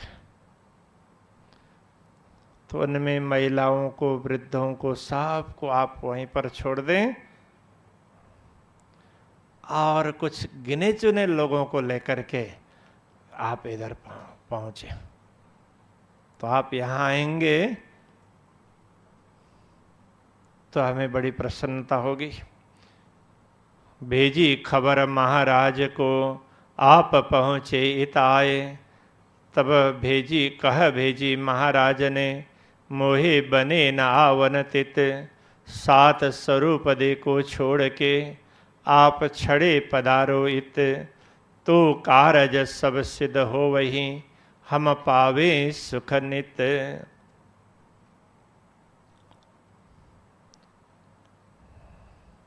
तब चले आप परने से, महु पहुँचे जाए। तो श्री प्राणनाथ जी ने क्या किया, तो गिने चुने सुंदर साथ को लिया। फिर भी 15-20 जने तो हो ही गए होंगे, तो बाकी सबको वहाँ छोड़ दिया और वहाँ से चल करके महू पहुँचे। तो इधर क्या था, छत्रसाल जी महाराज ने दरबार में भी, तो दरबार वहाँ अमराई घाट से थोड़े से नीचे, तो अभी चोपड़ा मंदिर है, तो उसके ऊपर जो भी मकान है, तो उस समय छत्रसाल जी का छोटा सा वहाँ के मुकाम के लिए तो दरबार हुआ करता था। और उसके ऊपर टेकरी पर तो वहाँ भी मकान है, तो वहाँ उनकी सेना रहती थी। तो छत्रसाल जी ने अपने दरबार में भी समाचार भिजवाया था कि वहाँ उन सब की व्यवस्था कर देना। तो श्री प्राणनाथ जी इधर कुछ लोगों को लेकर के गए और इधर श्री बाईजी महारानी, तो उन्होंने वहाँ रानियों के साथ में मिल करके धर्म चर्चा करके काफ़ी इधर श्री बाईजी महारानी जी ने भी तो उन सबको तैयार किया। तो इधर श्री प्राणनाथ जी वहाँ मऊ पहुँचे। कहते हैं मऊ में तिदुनी दरवाजे के पास, तो वहाँ श्री प्राणनाथ जी ने तो रहने के लिए तो वहाँ व्यवस्था की। तो वहाँ पहुँचे तो प्राणनाथ जी तो जहाँ भी जाते थे धर्म चर्चा तो करते ही थे। तो वहाँ पहुँचे, धर्म चर्चा जोर शोर से करने लगे।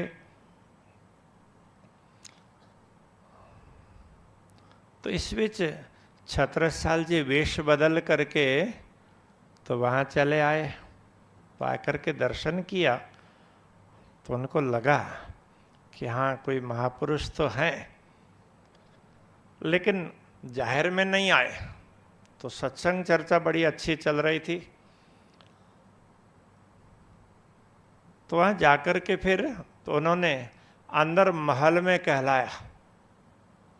देखो, जिसको दर्शन करने हो दर्शन कर सकते हैं, छूट है।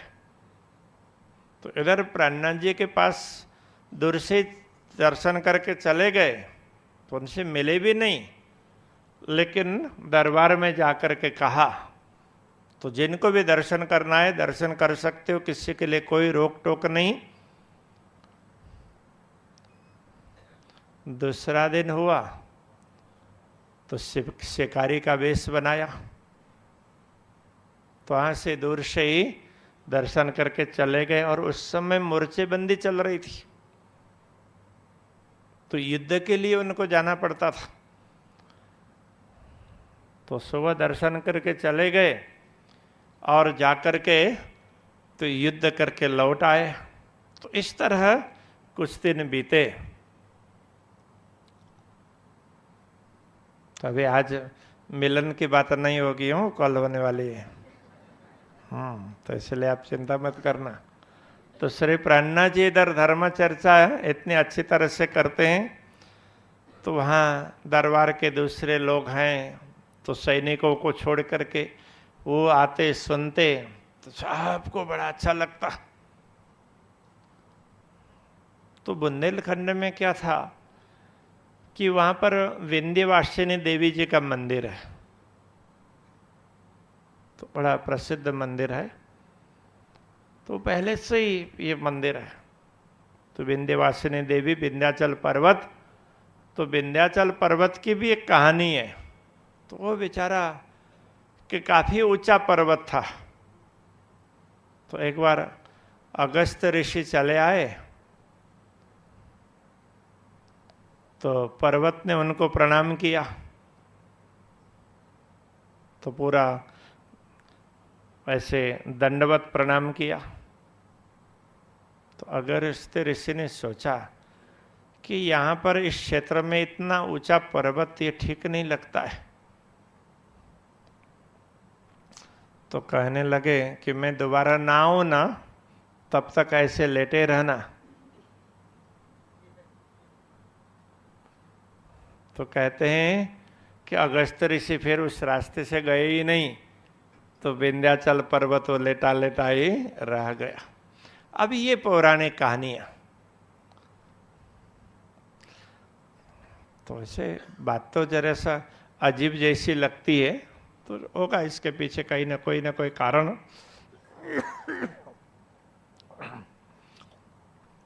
तो ये पर्वत वगैरह बनते हैं, ये तो ज्वालामुखी के हिसाब से बनते हैं। कभी किसी समय पर ऊंचा पर्वत होगा, फिर ज्वालामुखी फटी होगी, तो फिर तो उसके लावा के साथ में तो सारा पर्वत ही तो लंबा इस तरह से बना होगा, ऐसा कुछ हो सकता है।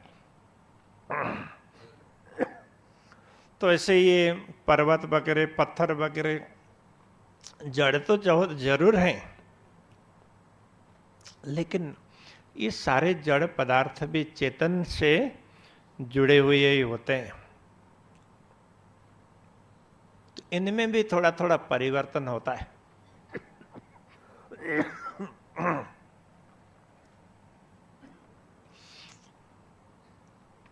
अलग अलग क्षेत्र की अलग अलग कहानी है।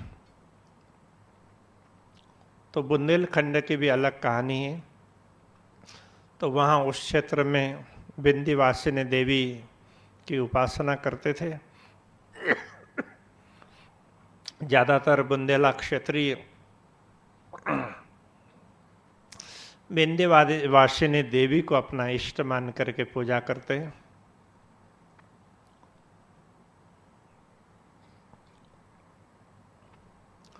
तो छत्रसाल जी को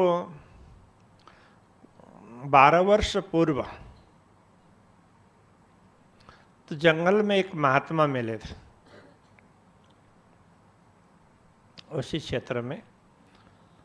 तो महात्मा ने उनको एक मोर दिया था, एक सिक्का, और कहा था कि देखो, तो ये बुद्ध जी का सिक्का है।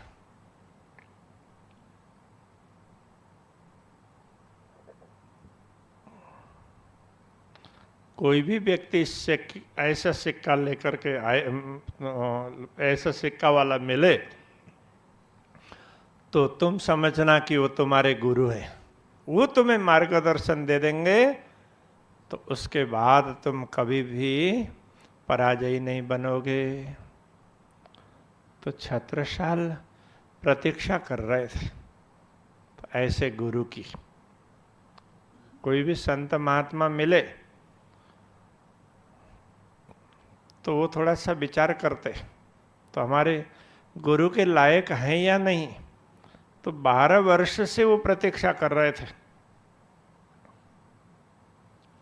तो श्री प्राणनाथ जी के दर्शन करके भले ही तो उन्होंने दूर से दर्शन किए, तो उनको युद्ध में जल्दीबाजी भी थी। श्री प्राणनाथ जी से मिलने के बाद फिर धर्म चर्चा होगी, तो पहले एक बार युद्ध का निपटारा हो जाए, थोड़ी सी शांति हो तो उनके साथ बैठ सकते हैं।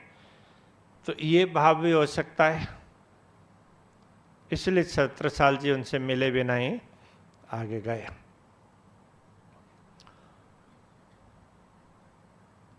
तो इधर धर्म चर्चा जोर शोर से चलने लगी। तो सब लोग आते सुनते, तो कोई किसी को ज़्यादा अच्छा लगता था, किसी को भी अच्छा तो लगता ही था, धर्म चर्चा होती थी, किंतु किसी को पूरा विश्वास हो गया था तो कई लोगों को उतना विश्वास तो नहीं हुआ था, तो साधु संतों को देखते हैं तो धर्म के प्रति थोड़ी भी श्रद्धा होती है तो लोग बड़ी श्रद्धा रखते हैं। आत्मा की पहचान वो दूसरी बात होती है। पहचान के बाद श्रद्धा हो तो वो बहुत बड़ी बात होती है। पहचान के बिना भी श्रद्धा तो होनी ही चाहिए, किंतु उतना लाभ नहीं होता है। तो पहचान होने के बाद फिर श्रद्धा होती है तो वो दृढ़ होती है। तो उस दृढ़ श्रद्धा को निष्ठा कहते हैं। स्थिर हो जाती है इसलिए निष्ठा। बाकी मात्र श्रद्धा रहती, निष्ठा आस्था, ये स्थिर बनी हुई श्रद्धा।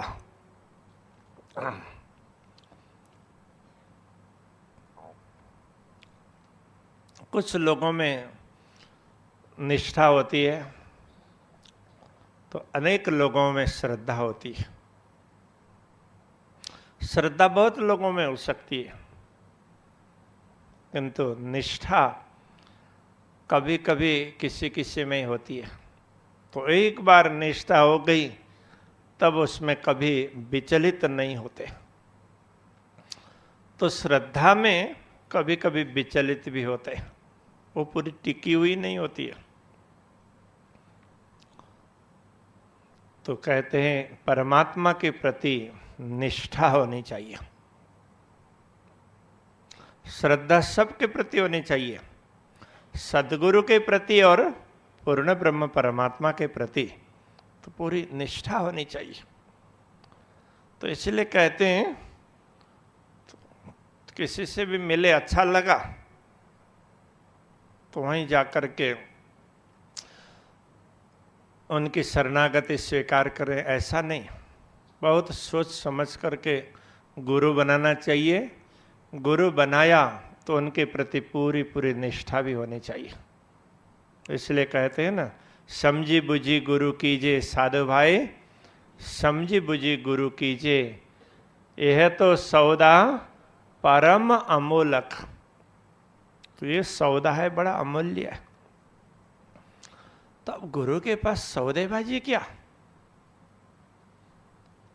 तो छत्रसाल जी क्या कहते हैं, पहले दाता हम भये, गुरु को दीनो शीश, पीछे दाता सतगुरु भये, सब कुछ कियो बख्शीश। तो सौदेबाजी यही होती है। तो शिष्य उनके चरणों में शीश झुकाता है और अपनी अज्ञानता को पूरा उड़ेल देता है। तो गुरु से क्या प्राप्त करता है? तो ज्ञान प्राप्त करता है, और गुरु उसको ज्ञान दे करके तुम सतगुरु दीपक भय कियो मोहे आप समान। तो सतगुरु क्या करते हैं, उसके अंदर की ज्योति जला देते हैं। तो जैसे एक दीपक से दूसरा दीपक जलता है,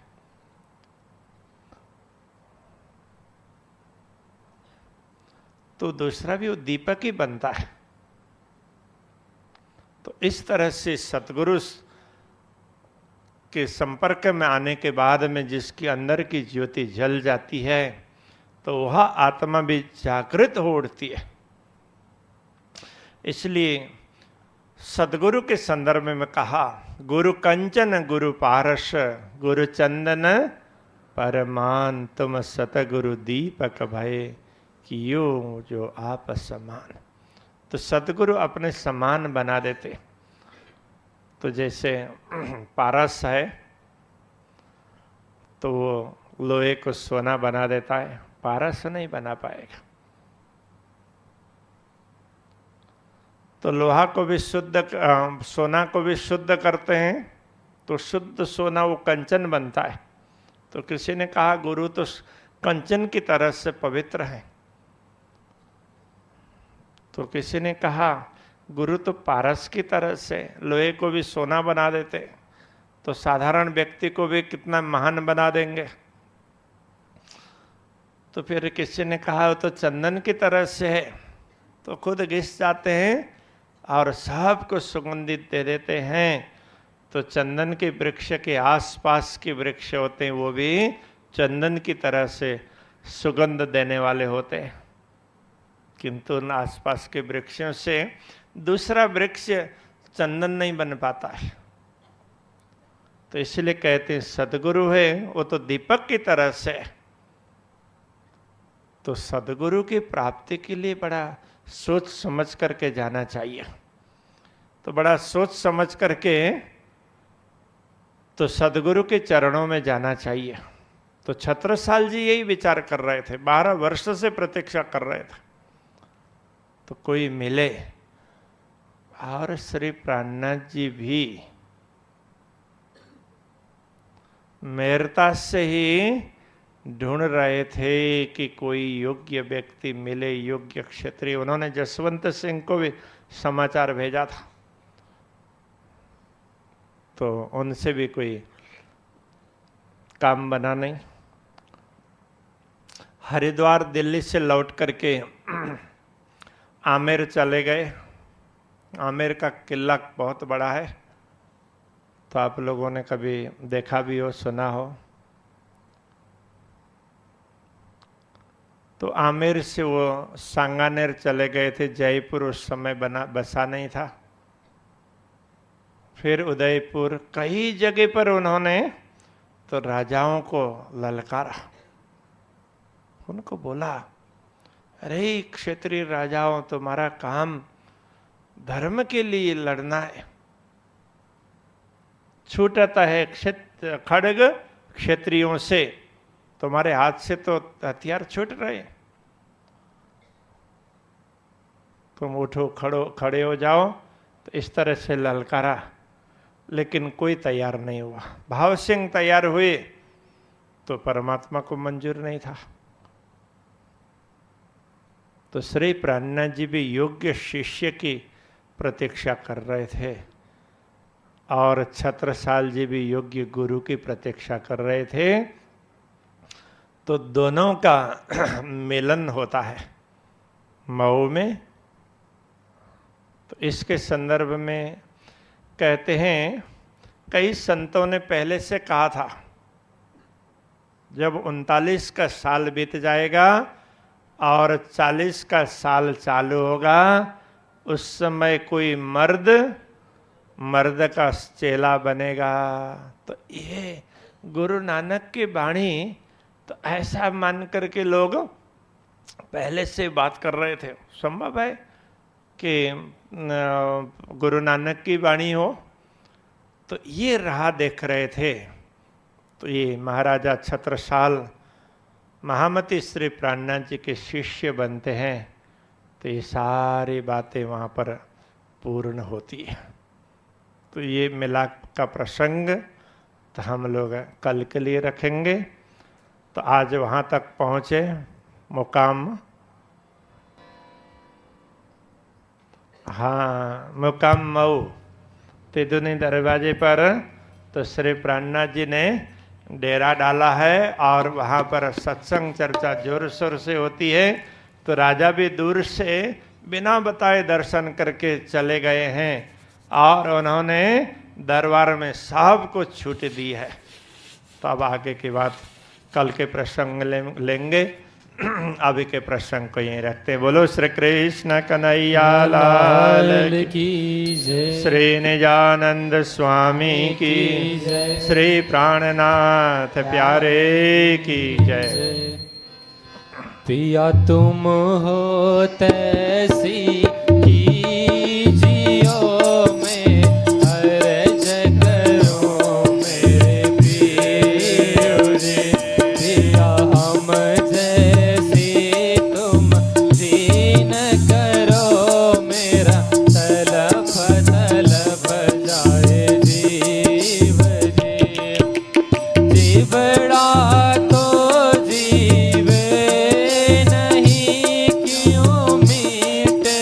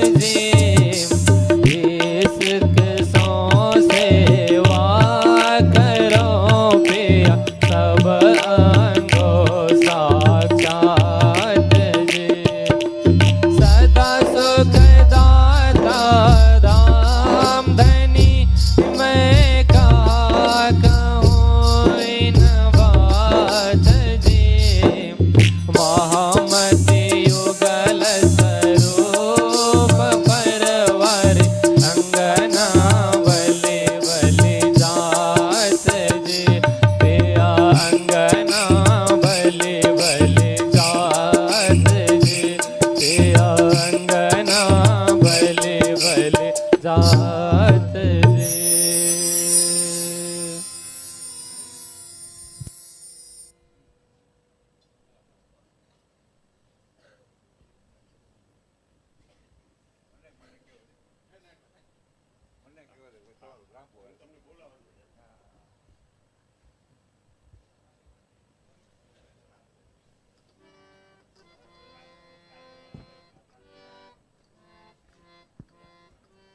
સુંદરસાદજી, આપ સૌ જાણો છો તેમ આવતીકાલે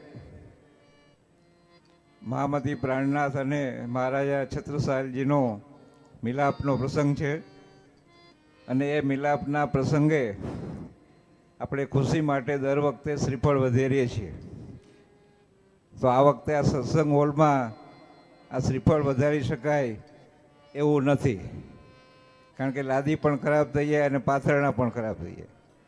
પણ તેમ છતાં આપણે દરવાજાની બહાર બે સુંદર સાધને નિયુક્ત કરી દેશું કે જ્યારે મિલાપનો પ્રસંગ આવે ત્યારે ટોકન તરીકે આપણું સુકન સચવાઈ રહીએ એટલે બે શ્રીફળ ત્યાં વધારવામાં આવશે.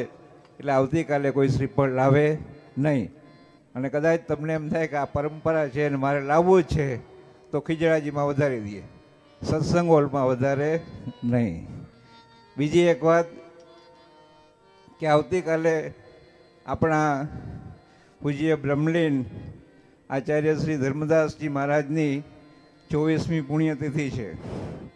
દર વખતે આપણે કાર્યક્રમ એમના સમાધિ સ્થાને સવારે ઉજવતા હોઈએ છીએ, પણ આ વખતે કાર્યક્રમમાં થોડો ફેરફાર કર્યો છે.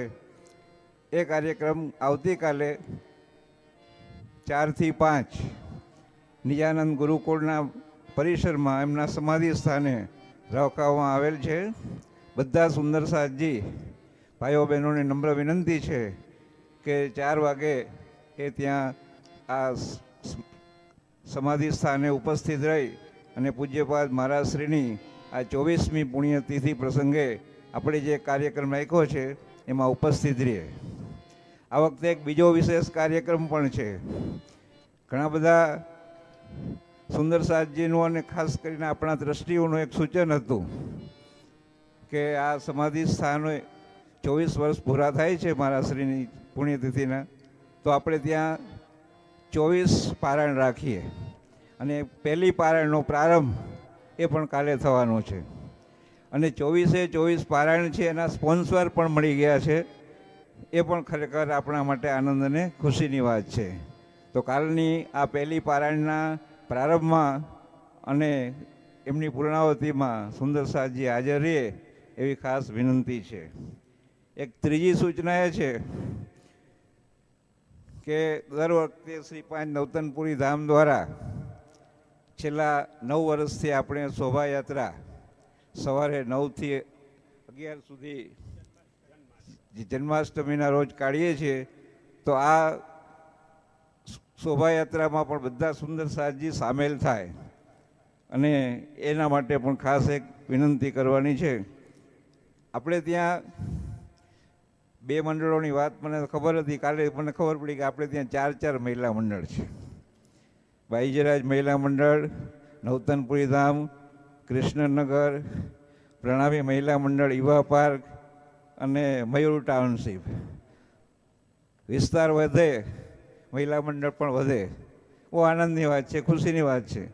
બધા એકબીજા પૂરક બનીને કામ કરે, પ્રતિસ્પર્ધા ના થાય અને આ 4 મંડળો ભેગા મળી જન્માષ્ટમીના રોજ એક સરસ મજાનો ફ્લોટ બનાવે તો એવી પણ એક વિનંતી છે.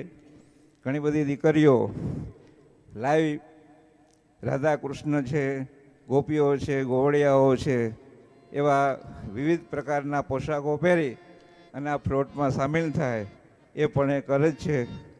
તો આ કાર્યક્રમમાં સૌને જોડાવા માટે ફરીથી મારી વિનંતી છે. પ્રણામ.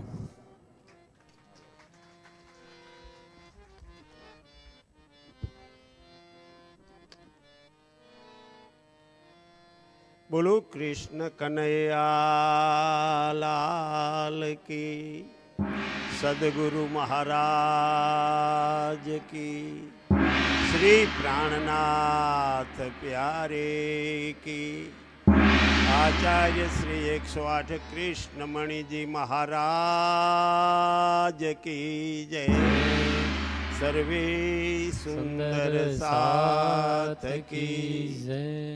સુંદર સાથજી, દરરોજના નિયમ મુજબ આપણે ત્યાં રાજજીની આરતી થાય છે. ત્યારે જે આજના યજમાનો હોય એ આરતી કરવા પધારે તે પહેલાં મારે થોડી વાત કરવાની છે.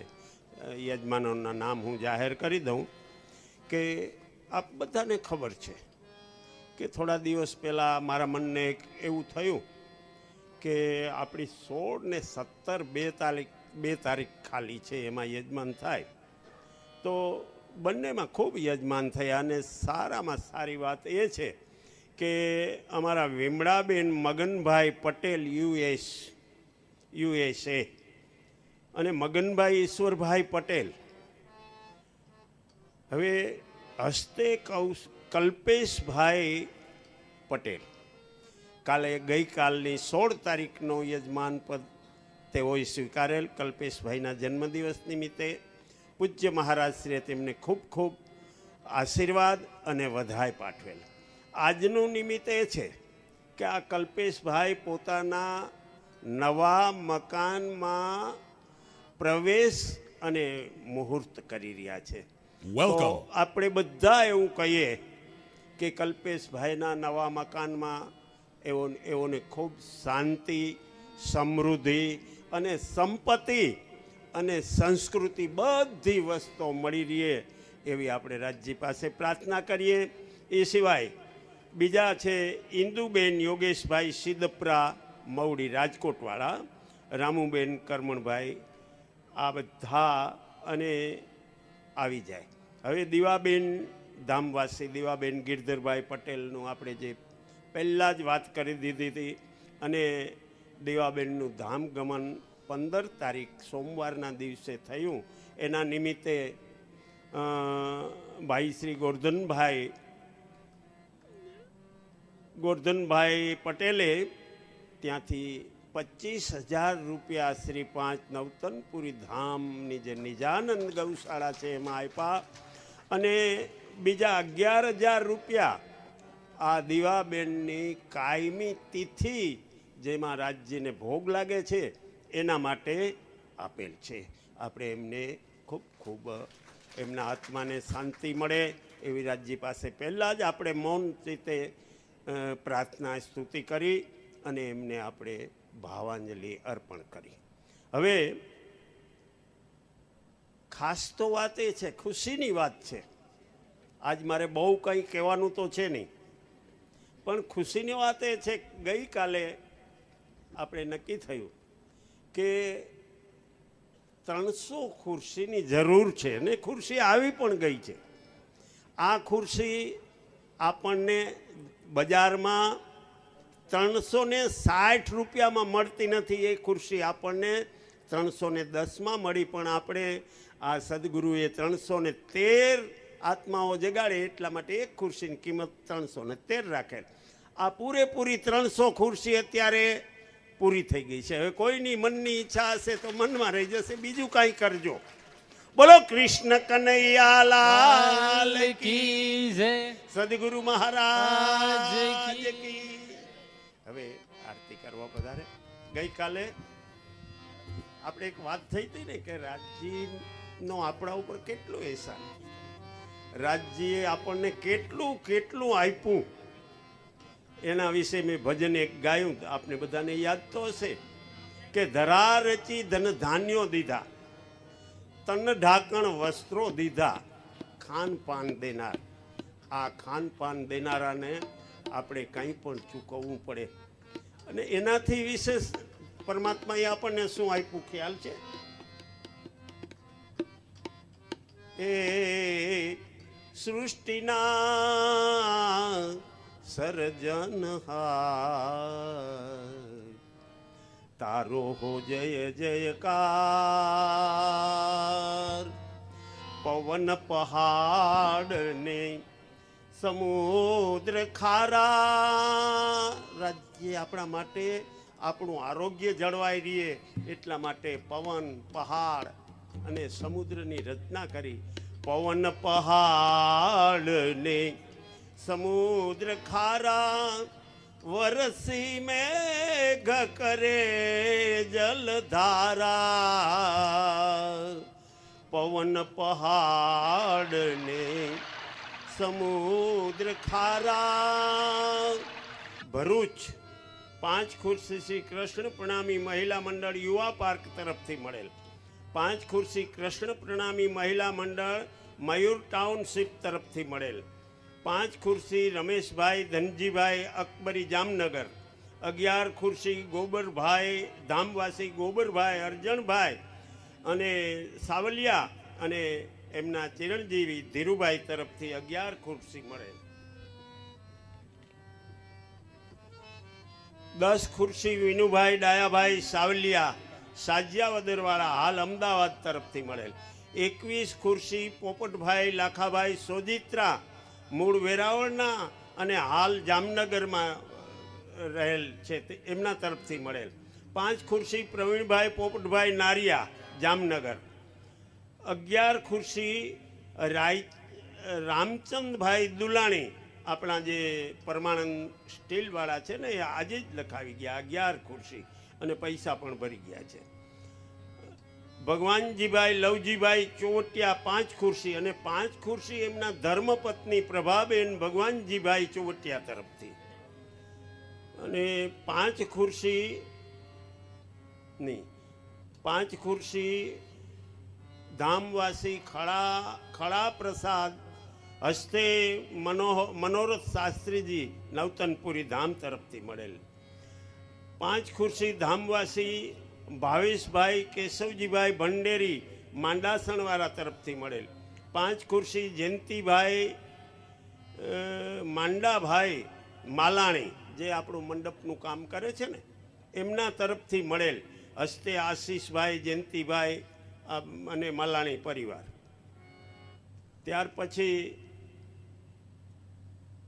5 ખુરશી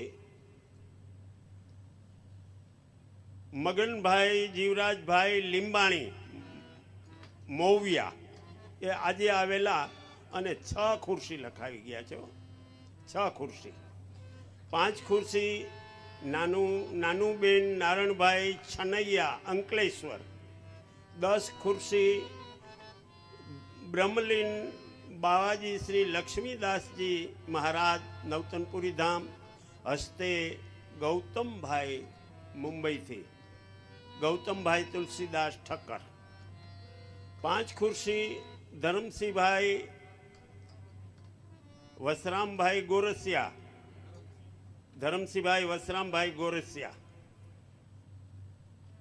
11 ખુરશી વર્ષાબેન અશોકભાઈ ભાવસાર હસ્તે હાર્દિક ભાવસાર કેનેડા આજે કાલે આપણે બધાએ ખુરશીઓ લખાવતા હતા ત્યારે એ નેટ ઉપર જોઈ રહ્યા હતા અને એને એમ થયું કે આપણે પણ કંઈક આમાં કરીએ તો આ વર્ષાબેન અશોકભાઈ ભાવસાર હસ્તે હાર્દિકભાઈ ભાવસારે ત્યાંથી નેટ ઉપર આજે 11 ખુરશીનું દાન કરેલ છે બોલો કૃષ્ણ કનૈયાલાલ કી જય વેલકમ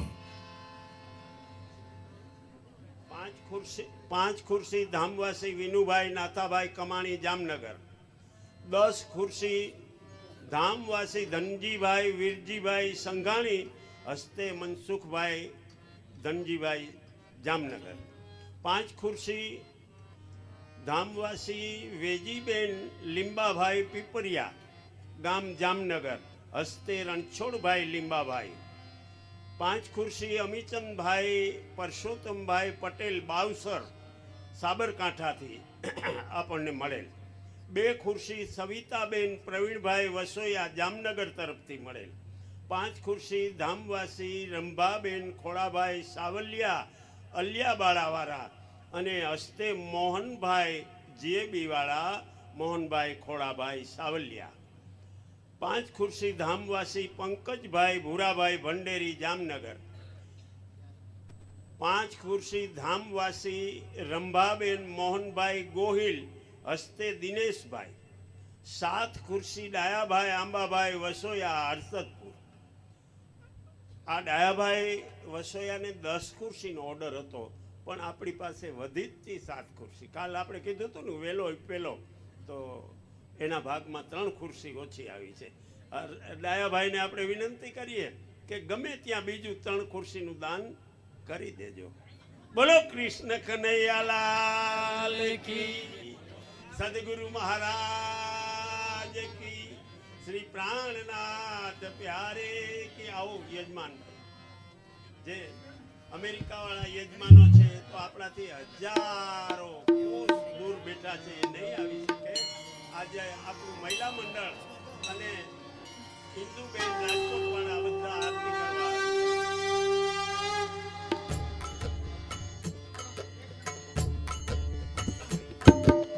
પૂરન બ્રહ્મ બ્રહ્મ સે ન્યાર આનંદ અખંડ પાર શિવ સનકાદિક આદિક ચિત તે સન પાવત પાર સે સન પાવત પાર અગમ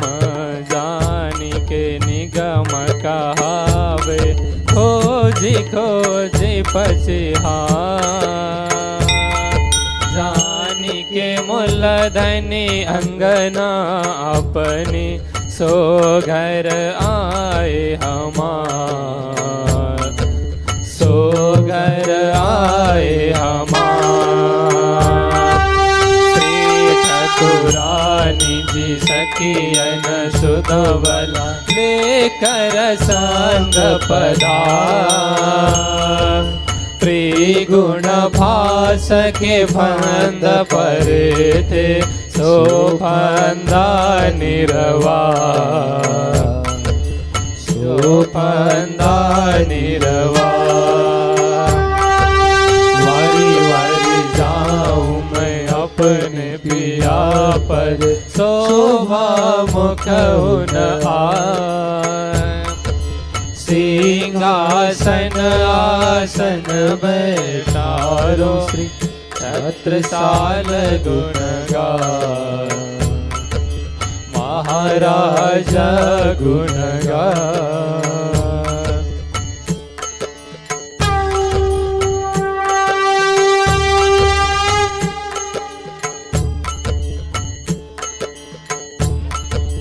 कांचन थाल चहुक ज्योति प्रकाश, करत आरती जियावर रानी आनंद अंग उल्लास, आनंद अंग उल्लास। युगल स्वरूप सुंदर सुखदायक श्याम दाम धनि सो, मांगल रसिक बदन की शोभा निरखता मन मोह, निरखता मन मोह। सखी निरत करे और गावे उमंग अंग अपार, ताल मृदंग झांझर जंत्र बाजे सखियां बोलत जय जयकार, बोलत जय जयकार। पधावे मखता फल सखियां श्री जियावर श्याम सुहार, तन मन जीवन छावर करो श्री महामती चरणोला, महामती चरणोला।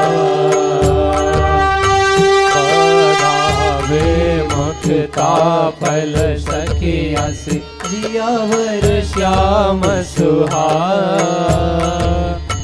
तन मन जीवन सावर करो श्री महामति चरणों लाग। जियावर चरणों लाग।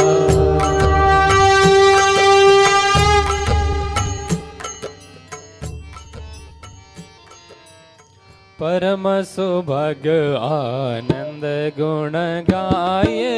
नवल किशोर निरखी सुख पाये। राम श्याम जिया मंगलकारी। संग श्यामा जी दुल्हीन पिया प्यारी। कुंज निकुंज मध्य क्रीडत कोय। ललित मनोहर सुंदर सोए। करत केल जमुना तट नेरी। परम विचित्र जियावर मेरी। निज है स्वरूप रूप पिया राज। श्री महामति मदन कोटि छबिलाज। निज है स्वरूप रूप पिया राज। श्री महामति मदन कोटि छबिलाज। बोलिए श्री कृष्ण कन्हैया लाल की।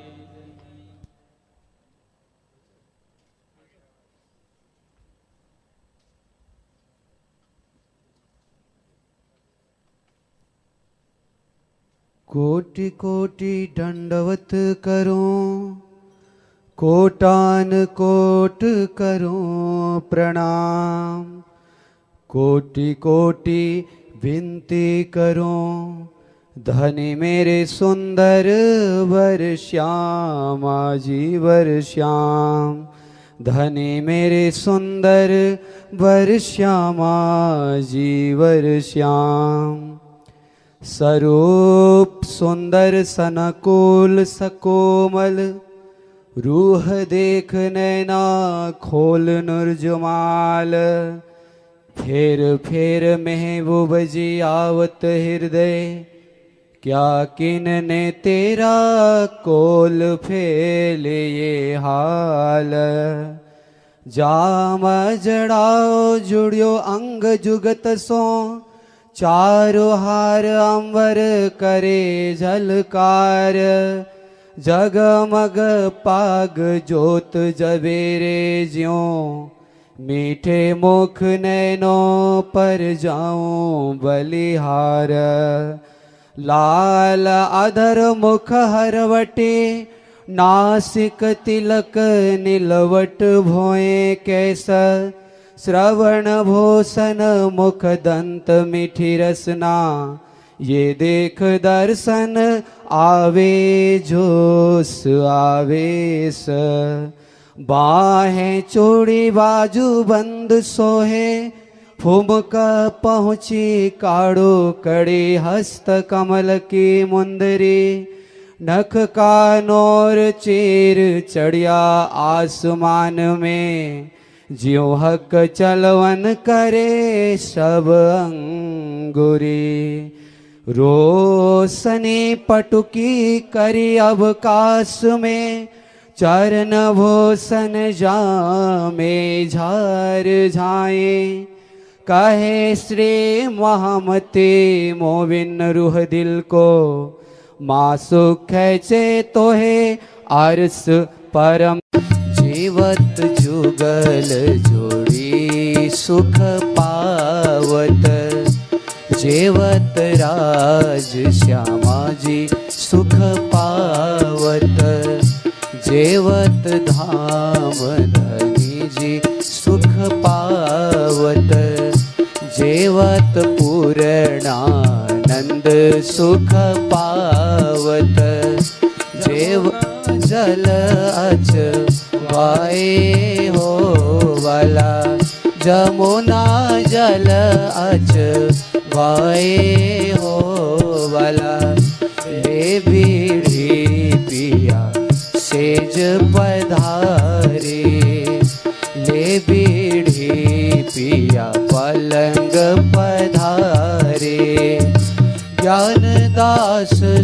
सुख पाए हो वाला, ज्ञान दास सुख पाए हो वाला, आवत आज सखी मन मोहन, आवत आज सखी मन मोहन, सुनी मोरे जिया हर साए हो वाला, सुनी मोरे जिया हर साए हो वाला, सुनी मोरे जिया हर साए हो वाला। बोल कृष्ण कन्हैया लाल की।